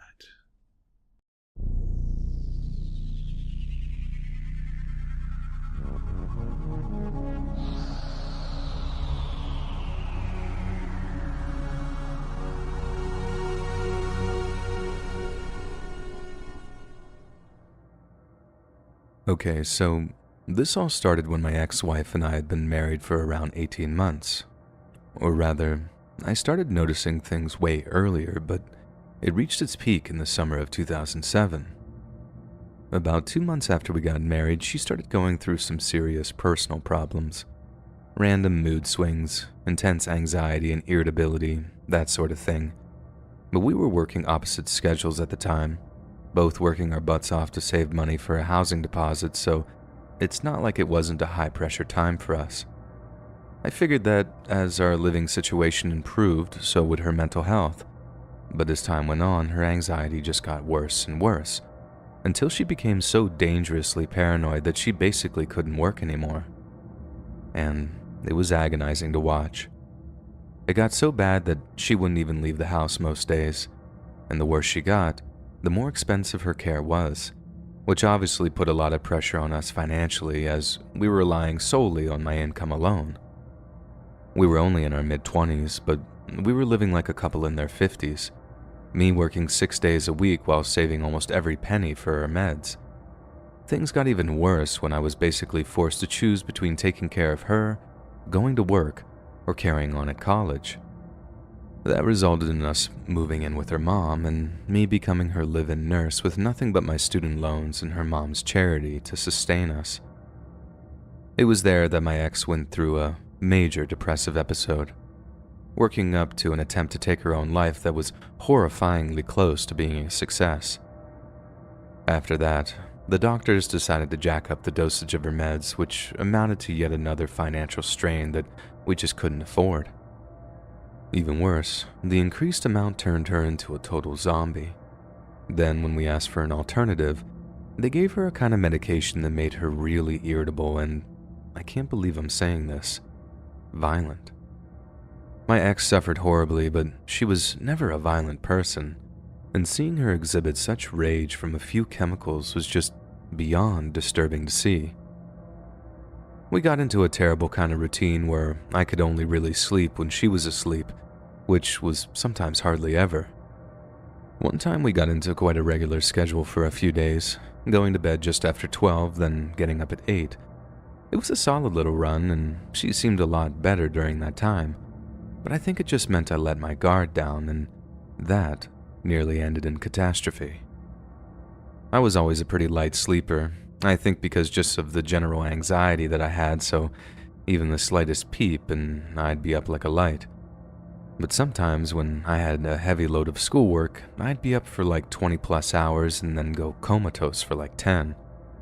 So this one time, I wake up and I can tell straight away that I'm alone in our bed. Only I can also tell that I'm not alone in our bedroom. There's someone stood at the end of our bed, standing perfectly still. It was a relief to see it was just my wife, but then I saw the knife in her hand, and I swear to God, I felt a chill go through me. We'd been locking up the sharp stuff for a while, so I had no idea how she got her hands on the knife. And as she's holding it, she's just mumbling quietly to herself.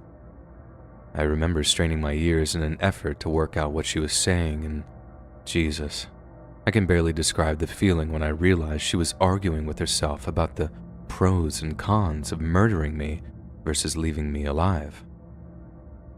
It was all broken, mostly nonsensical stuff, but it was basically along the lines of, he stops me from doing what I want, hurting people, and ending it.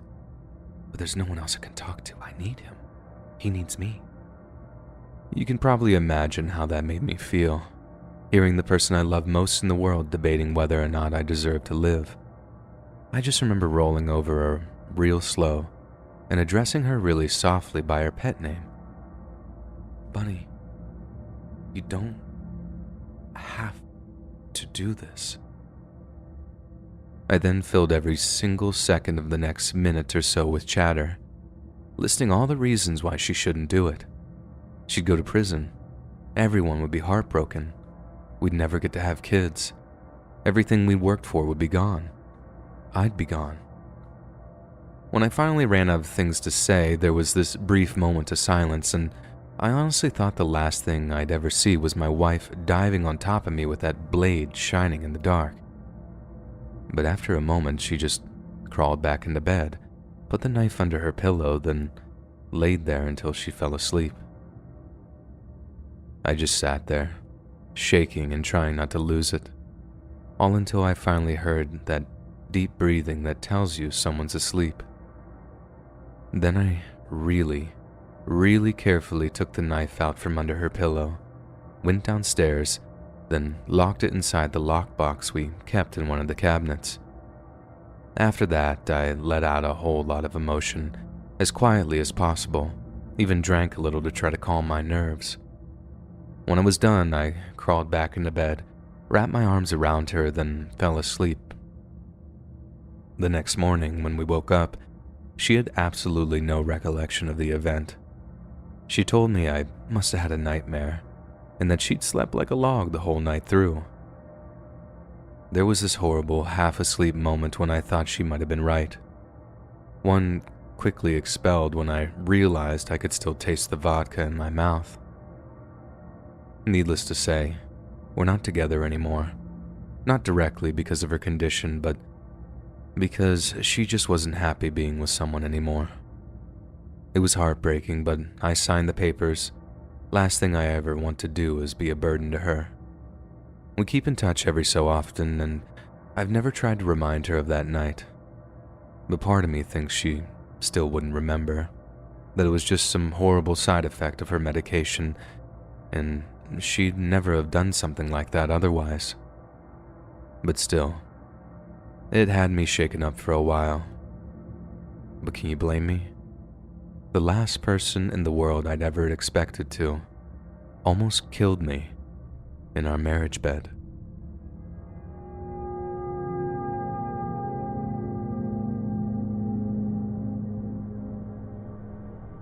For the past year, I've been working as a front desk agent and lead night auditor for a pretty nice 2-star hotel. The owner, my former boss, has put a lot of time and energy into making the hotel seem better than it actually is. Because of the niceness of the hotel and generally low rates, we would get a lot of construction crews staying there.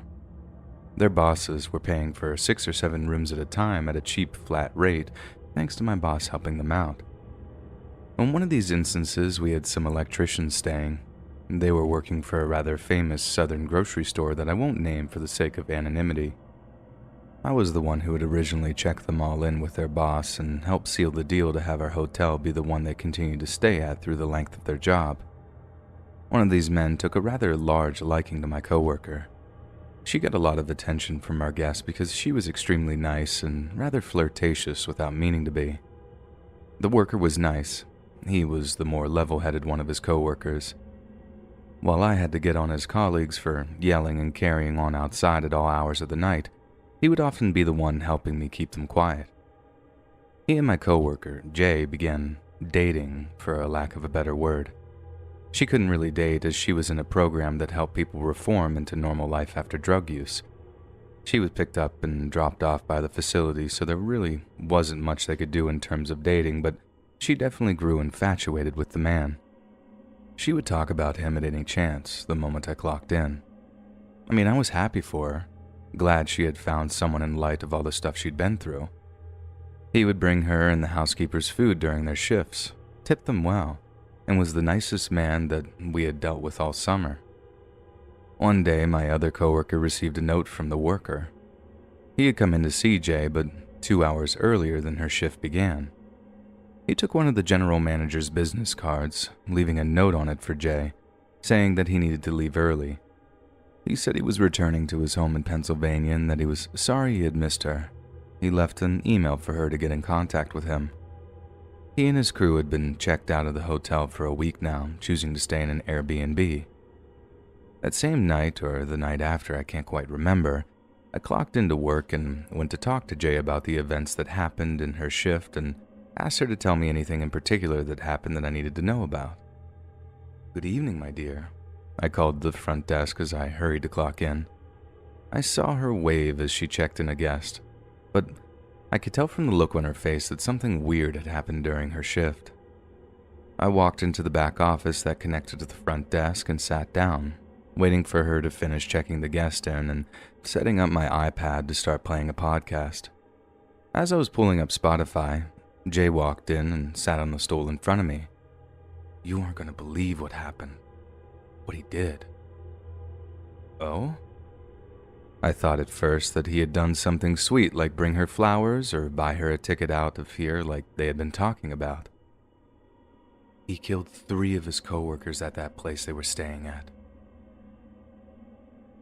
I remember my stomach just dropping.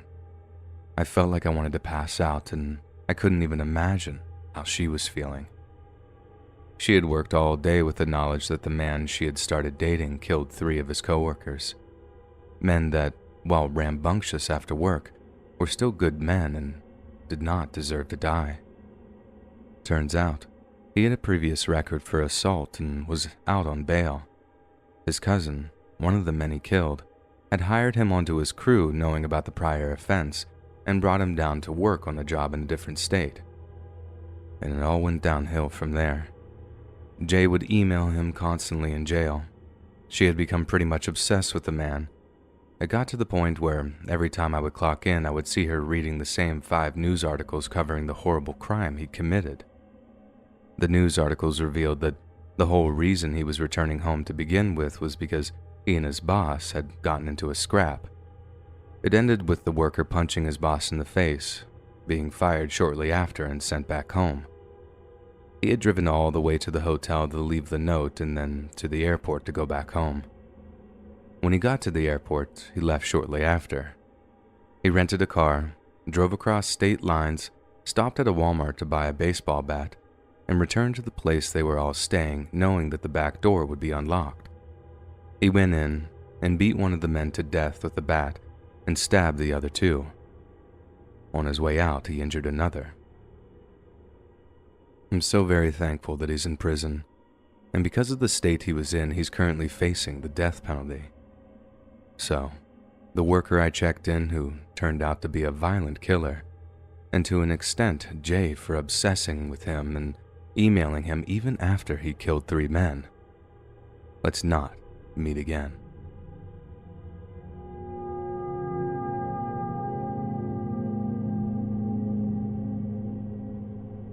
For some background, I'm a 20-year-old female. I matched with this guy on Tinder a while back. His name was Nick, and he seemed pretty cool, so I gave him my Snapchat. We talk a little bit, but it died out quickly. I didn't tell him the exact town I lived in, but the city about 10 minutes away because it's decently sized and has a big population of people, and I figured he wouldn't be able to find me by just knowing that bit of information. A few weeks ago, he started messaging me and we made small talk. Everything seemed normal for a while up until New Year's Eve. The day before, he messaged me saying he was going to be in the area, the city I told him I was from, and asked if I wanted to meet for lunch. I told him possibly and I would let him know. The next night, I had a New Year's Eve party with a small group of my friends. I spent most of the day getting ready and was not looking at my phone. Around 7:30, I finally looked at Snapchat and saw that Nick had not only messaged me, but also called me.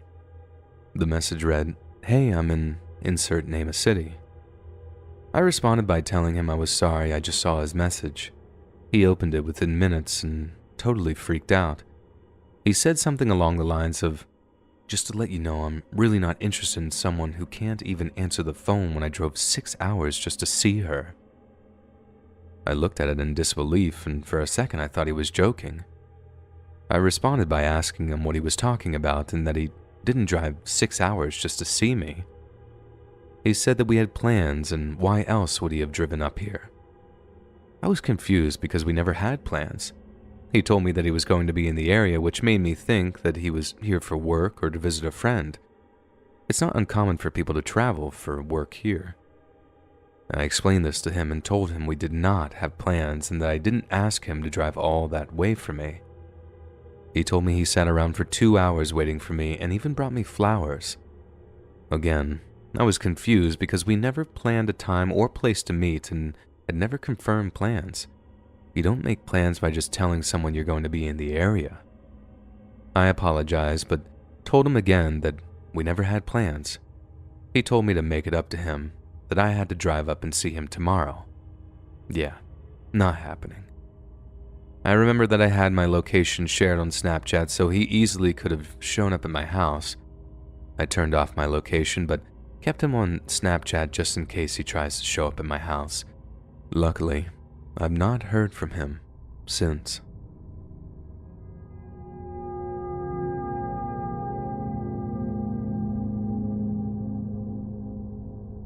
This happened back in 2015, and at the time I was 21. Every morning I would wake up early to go for a run. I had developed a routine that was a giant loop. One side of this loop was up the main street of the small Utah town that I was living in at the time.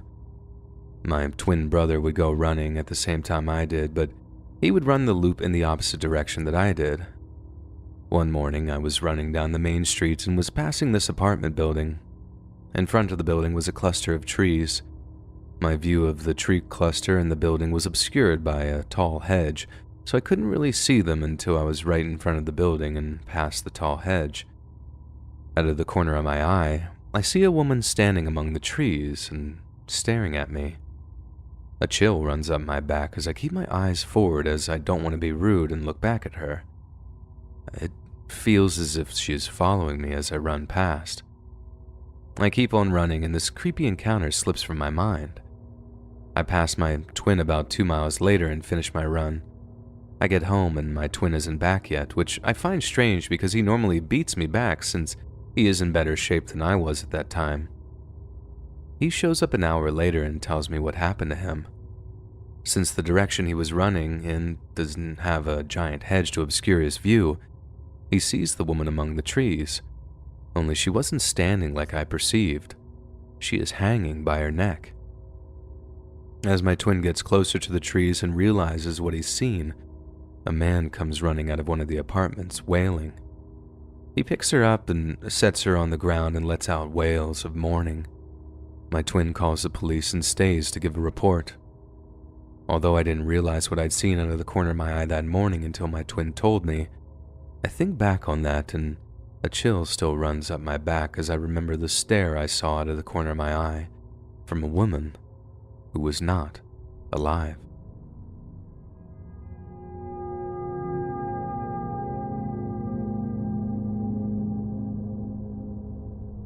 I live alone in an apartment in Utah. My area is fairly metropolitan, and it's not uncommon to see unhoused people near my building. Since I'm a single woman, about 20 years old, I'm usually more cautious about locking doors and setting alarms than my friends with roommates. I have a Simply Safe alarm system and also 2 deadbolt locks on my door. Because my area has lots of break-ins, I'm also sure to always lock everything no matter what. 2 nights ago, I came home late from a night out with friends, but I was sober. I made sure to lock everything and set alarms like usual. When I woke up the next morning, I heard somebody in the house. They were wearing shoes and just walking around. One of my friends has the code to my alarm, but none of my friends have a key. I am the only person I know of with the key to the second deadbolt on my door, not even my landlord. I leaned my head out the door of my bedroom, which is just a few feet from the more open living room kitchen area where the sound was coming from. There was a man in my kitchen. He was about 6 feet tall and maybe 40 years old. He was wearing a full suit and tie, but seemed really tired or drunk. He was standing by my fridge eating leftovers out of Tupperware and just kind of staring. I ducked back into my room and called 911. For the next 10 minutes, I stood by my bedroom door and listened to this man eat a bunch of food from my fridge. When he was done with something, he would just drop the container to the floor. When the police showed up, both deadbolts were still locked. They knocked on the door and the man in my apartment answered.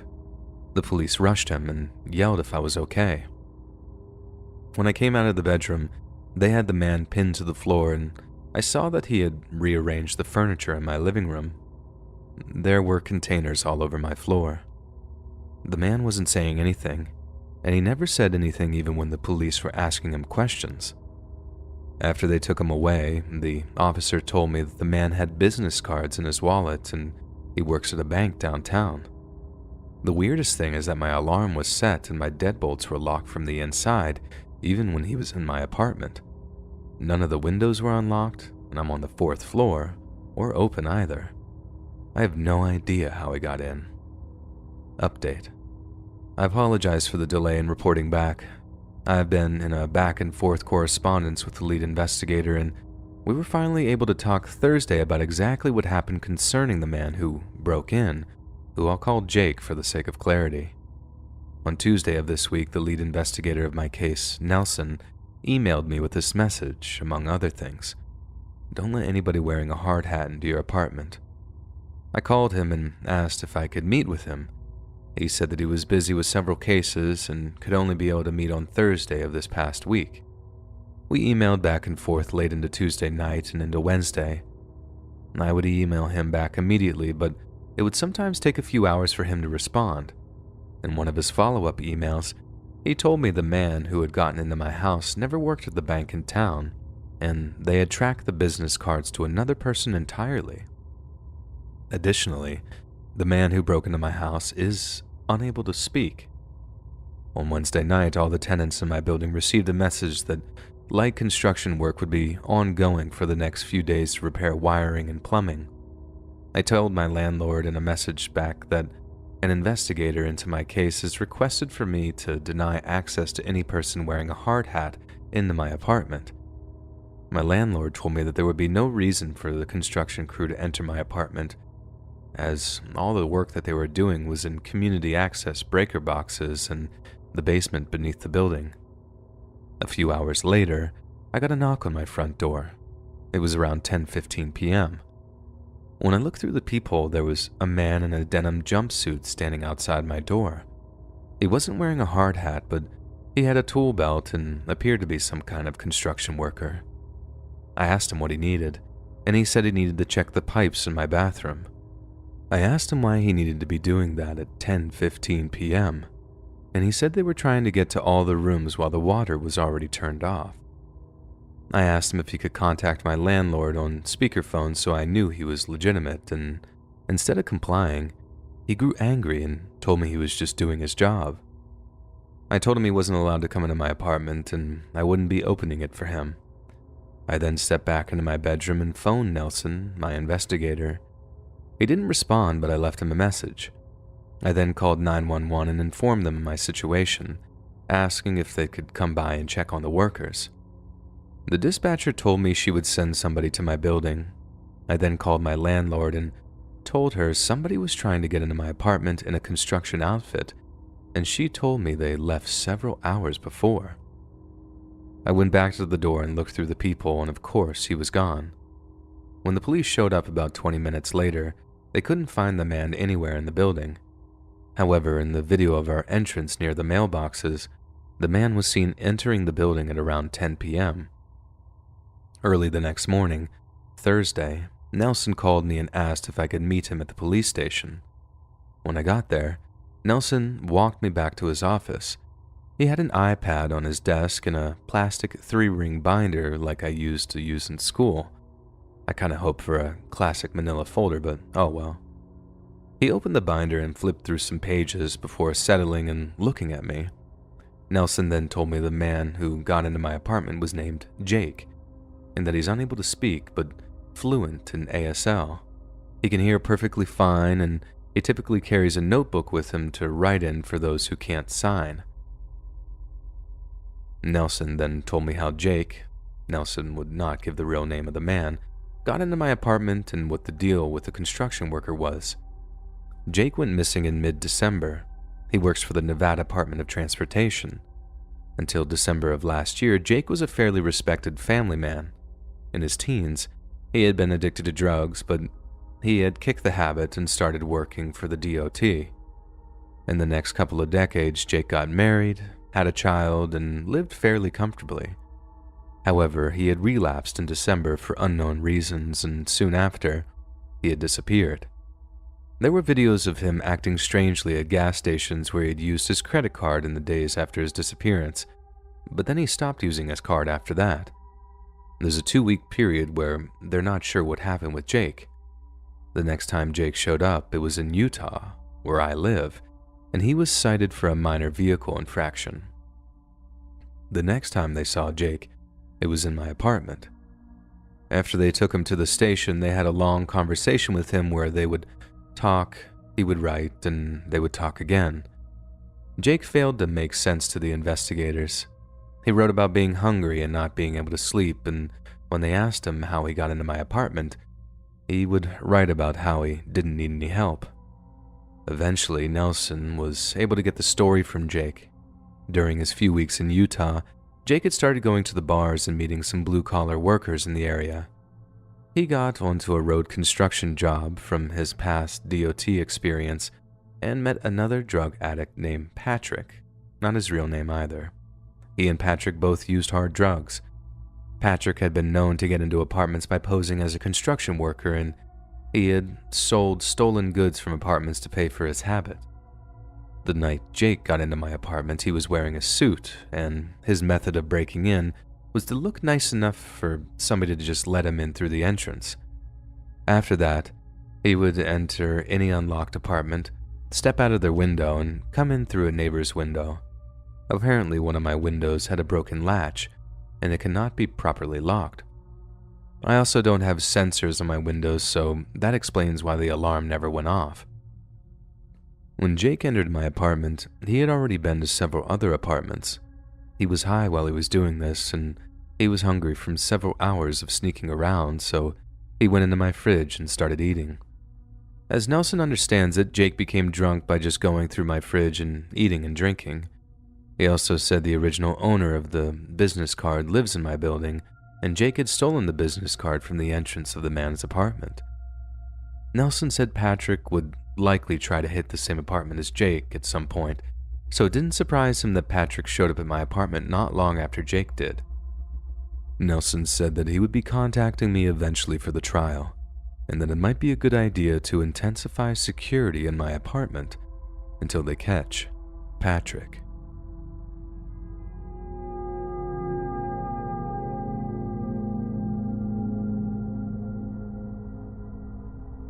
For a bit of context, I'm a single female in my 30s and live alone, apart from my pets. I'm on my own when it comes to my safety, is what I'm trying to say. So this happened last summer. It was around 11 p.m. and I was sitting at my dining table, typing away on my final paper of the semester. Behind me sits my kitchen and a big window that overlooks my backyard. This backyard was surrounded completely by a 6-foot vinyl privacy fence. And inside that fence was a little garden I'd been working hard on. Lots of cute flowers and a little pond. I was proud of it and would leave the blinds open so I could take in all my hard work during the day. I was caught up in my paper that was due by midnight, and since it was late, the dogs were snoozing away nearby. My concentration was broken by a very sudden, very loud, and very deliberate tap, tap, tap, tap, tap, tap behind me. I froze completely, and it dawned on me I'd never closed my blinds. All my interior lights were on, and we know how that works. Whoever was tapping could see me perfectly. Weirdly and inconveniently enough, my dogs who normally bark at the slightest noise were still sound asleep.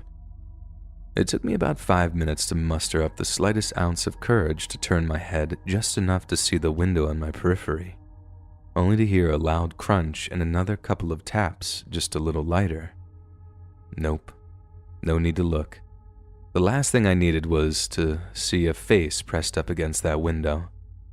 To my left was a door to the carport which led to the backyard. The handle was within arm's reach, and I wouldn't have to look at the window to open it. I called to my dogs, and they jumped up as soon as I turned the knob. I guess the watcher realized what I did. About 30 seconds passed, and I heard a couple of more crunches, then a very loud thud. If you've ever heard a vinyl fence being smacked against, it's a bit distinctive, and I knew they jumped it.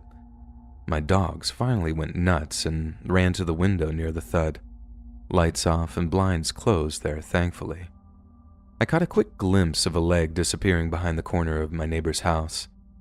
I stayed up until dawn with my metal baseball bat and one of those giant sharp grill forks. With the fence and dogs, I always felt safe. How they got back there so quietly, I'll never know. I lived there my whole life and never had anything like this happen to me. I was pretty shaken. Whoever that was wanted me to know that they were there, and definitely wanted my attention.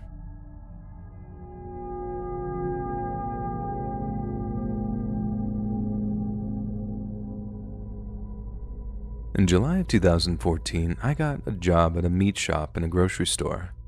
I had no experience at all, but they hired me because they were desperate for help, and I took it because I was desperate for a job. I didn't care what kind of job I had to work or how hard it was because my wife was pregnant and the baby was due in October. I probably would have never even thought to apply for the meat department, but my sister-in-law worked in the office and told me to apply. The next day I got a call to come in for an interview and a drug test. I did and was hired that day. The person from corporate, we'll call him Carl, started showing me the meat shop and telling me my job duties, etc. While doing so, the meat cutter I've known since high school, who was friends with my older brother, we'll call him Steven, was showing the new manager, Mike.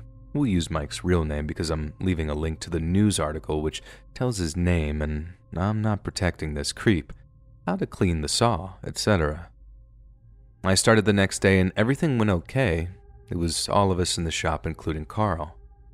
He was only there to help us out until I got the hang of my job, and Mike got the hang of his. Mike said he had experience, which he did work in meat shops before, but he was really awful at his job. His cuts of meat were unidentifiable, and he did anything he could to get out early. He didn't get real bad until Carl left after about 2 weeks to take care of other shops. He still popped in every now and then, though, and always checked out the shop on his way home. Anyways, Mike creeped me out just on his looks alone. Also, it didn't help on my first day when it was just me and him near the end of the shift, and to teach me how to put the tenderizer back together after cleaning it, he said, "It's just like putting your wang in something soft, you know?" Like I said, I thought he was creepy, but I was afraid to say anything because I thought everyone liked him and I didn't want to lose my job. A few times I thought I was going to because he messed up something and would blame me. About 2 weeks in, Steven was telling me how much he disliked him when we were on our way up front to clock out, and I was relieved and said, "Oh, thank God. I thought I was the only one who thought he was creepy." Stephen then talked about how much Mike sucked at his job, etc., and assured me that him and Carl talk every day and they know I'm not messing up, that it's Mike's doing. A few more weeks pass by, and on days when it's just me and Stephen, he fills me in on the stuff Mike did while I was off. The one that freaked Stephen out was he said he swore he saw Mike staring at a 12 to 13-year-old girl's bottom as she was walking up the aisle. Anytime he would try to tell someone, they would say he was bullying Mike or misunderstood something, that kind of stuff. A few weeks later, Stephen, who lives on a farm, fell off of a barn and split his butt open, and he didn't go to a doctor or anything, he just bandaged it up himself and moved on. He was telling this at work only because he had to go on break and change his bandages. When he came back in the room, Mike asked where he put the discarded bandages, and Stephen said, "The bathroom trash," with an eyebrow raised, wondering why it was so important. Mike yelled out, "I want to see," and went through the trash with his bare hands to find the bandages. A few days later, Stephen and Mike had to go to a meeting at the store the next town over. They took separate vehicles, of course, but Stephen said Mike was following him everywhere. Stephen kept taking back roads to try to lose Mike so he could change his bandages, but Mike kept following. Once he lost him, he started changing his bandages, and just then, Mike pulled up beside him with a huge grin and rolled his window down and asked, "What are you doing?" Stephen was livid and told Mike, "I'm trying to change my freaking bandages." And I guess started cussing Mike out, and Mike took off. Fast forward about a year later, Mike has been in trouble over and over, and Carl met Mike at the doors before opening and sent him to another store 2 counties away. A place Mike didn't want to go. Me and Stephen thinks it's because people knew him there and knew how he was. Mike told tall tales, was a pervert, and was just downright disgusting. Stephen became the manager and everything was normal for once, and clean. Carl stopped by the shop one day and informed us that Mike was missing. He went on vacation and never came back. A few days later, Stephen texted me on my day off saying, "Look up Mike's name on Google because Carl told him to do the same." And I did. And what it turns out is that Mike was caught traveling across state lines to meet up with a 14-year-old. We don't know if he's still in jail or what, but I hope so.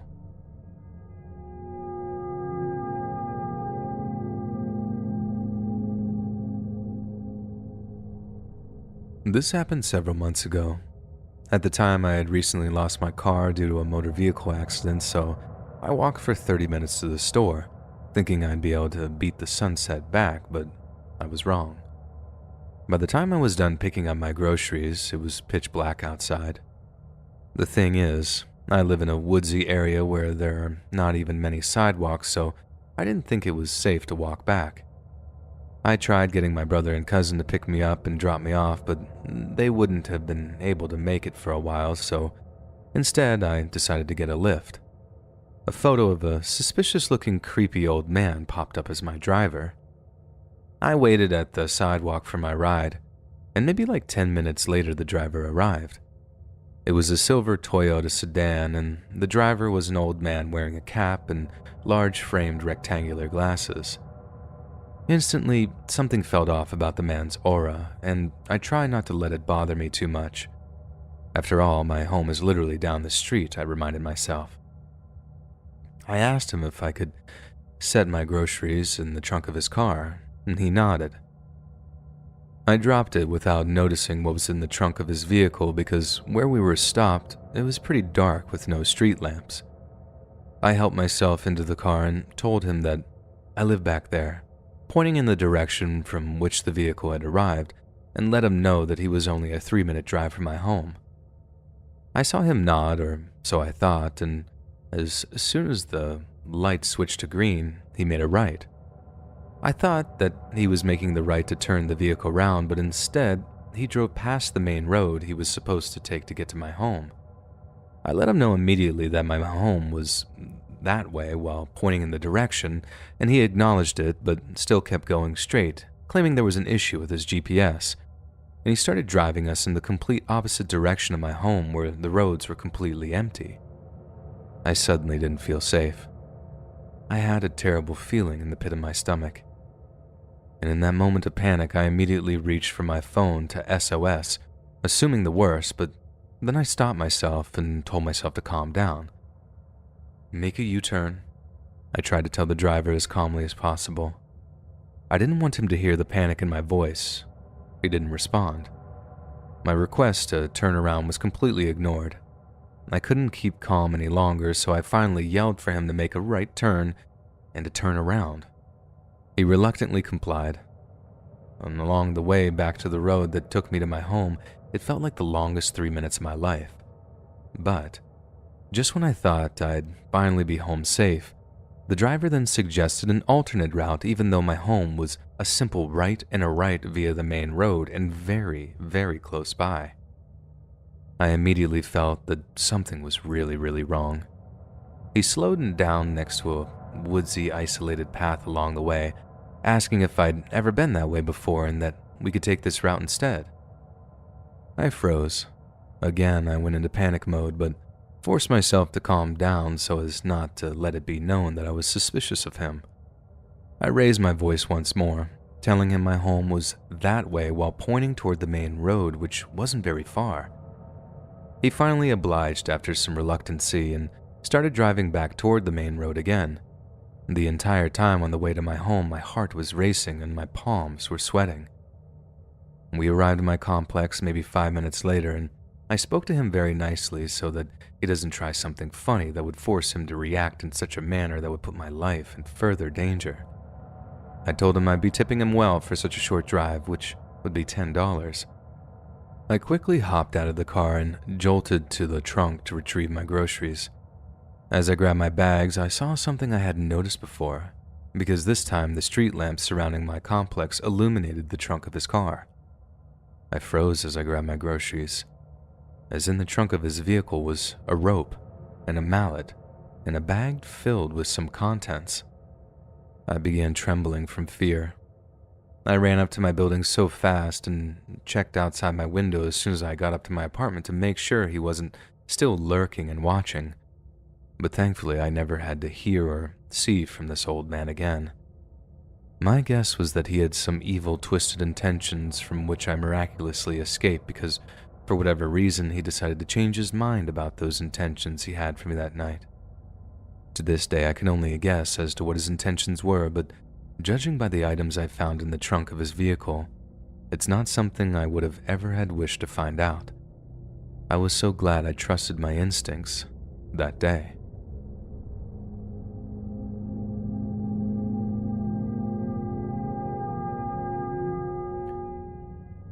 So I've worked in a couple hotels in the past, mainly at the front desk dealing directly with the guests. I must say I loved working the graveyard shifts. You never know what kind of interesting situations you might encounter. It always seemed fun, especially on holidays. That day we were full. No more check-ins for me, so it was going to be a light night. I always had an accountant and a security guard in the lobby during my shift, but since it was a calm night, the accountant went to find a place to nap after he was done, and I honestly didn't know where the guard was. I thought since there was no more check-ins, I should be fine. I was going through the log from the last shift, and I found a sticky note with my name, and it also said, "Beware 305. No details or anything. I was looking at the monitor with the cameras and clicked on the screen that showed the hallway where room 305 was. Left it there while I finished my work. At around 3 a.m., I was still alone, and from the corner of my eye, I saw movement on the monitor. It was a guy. He seemed pretty regular, not creepy at all. He got closer to the front desk and requested his room to be cleaned. We didn't offer 24/7 housekeeping, so I informed him that. "Well, then you come clean. I sleep all day and want my cleaning done during the night." I told him very politely that I couldn't do that, and before I could keep explaining, he asked for my zodiac sign. I answered, a bit confused. All of a sudden, he changes the subject, now talking about how he was a warrior in one of his past lives and that in this life, he comes from a long line of warriors. He kept changing subjects every 2 minutes and I couldn't keep up. Suddenly, "So, should we start heading up to my room?" Again, I explained. He started getting this weird look on his face, like frustration. He just turned around and walked up to his room. 20 minutes later, I saw him on the monitor coming down again. This time, he took the stairs and stopped before turning to the lobby. He was standing there watching me through a pillar. I was standing in front of the monitors, so it may have looked like I was just working. He then started looking around, almost like checking if there was any other way to get closer without me knowing. I started to get a bit freaked out. It literally looked like he was stalking me. He went up one flight of stairs, then got into the elevator down to the lobby. I imagine he didn't know I had access to the cameras. He came closer to the front desk and requested a tray with water, teas, and milk. I called the kitchen to place the order and let him know that it would be taken up. He asked again what time I was going to clean, and I just told him 7 a.m. when housekeeping arrives. I started trying to locate the guard. At this point, I was getting concerned for my own safety. This guy was starting to act a bit erratic. Before he turns to leave, he gave me an expecting look, opening his eyes wide. "I have like 20 types of drugs in my system right now. That's why I'm awake and sleep all day. My body's going 1,000 miles per hour right now." I didn't know how to answer, honestly, so I asked if he needed medical assistance. He laughed and asked if I wanted to join him for tea. I declined. He left for his room once again. After room service delivered his tea, the waiter went by the front desk. "Hey, so we need security to be here with you. The guy from 305 just asked me if he could use our stairs to get to the front desk without being seen. But first, he offered me money to convince you to go to his room." I was freaked out for sure, but since another person knew of the situation, it gave me a sense of safety, I guess. The waiter left me to try and look for the security guard. At 5 a.m., the guest comes out of his room again. This time, he headed for the maintenance stairs. I didn't have access to the cameras there, but I knew he couldn't get close to me without me seeing him, so I didn't feel in any danger, really. The waiter showed up and told me that one of the security guards caught the guest trying to get to the front desk. The guest kept repeating that it was my idea, that I had been trying to go to his room all night, and that I told him to go through those stairs. The guard made a report about the incident and added what the guest said about me, so it became a bit of a big deal with upper management because it was made to look like the guest was right. Turned out, while they were investigating the situation, some of the female staff claimed he tried to get them to his room under any pretext, but since the attempts were really obvious and he seemed out of it, they would just go in a group or send a male coworker. We've had creeps in the past, but this guy took the prize. The guard that was supposed to be with me fell asleep in the bathroom and was suspended after that. The accountant was reprimanded for leaving me alone also, and they were horrible to work with after that because they claimed it was my fault. Management tended to always be on the guest's side for any type of situation, so no one thought of reporting this guest. They would have fired me for what he said had it not been for the waiter speaking up. Hey friends, thanks for listening. Click that notification bell to be alerted of all future narrations. I release every Monday, Wednesday, and Friday at 7 p.m. Eastern Standard Time. If you got a story, be sure to submit them to my subreddit, r/Let'sReadOfficial, and maybe even hear your story featured on the next video. And if you want to support me even more, grab early access to all future narrations and bonus content over on Patreon, or click that big join button to hear about the extra perks offered for the channel. And check out the Let's Read podcast, where you can hear all of these stories and big compilations and save huge on data, located anywhere you listen to podcasts. Links in the description below. Thanks so much, friends. And remember, sometimes it's good to be salty.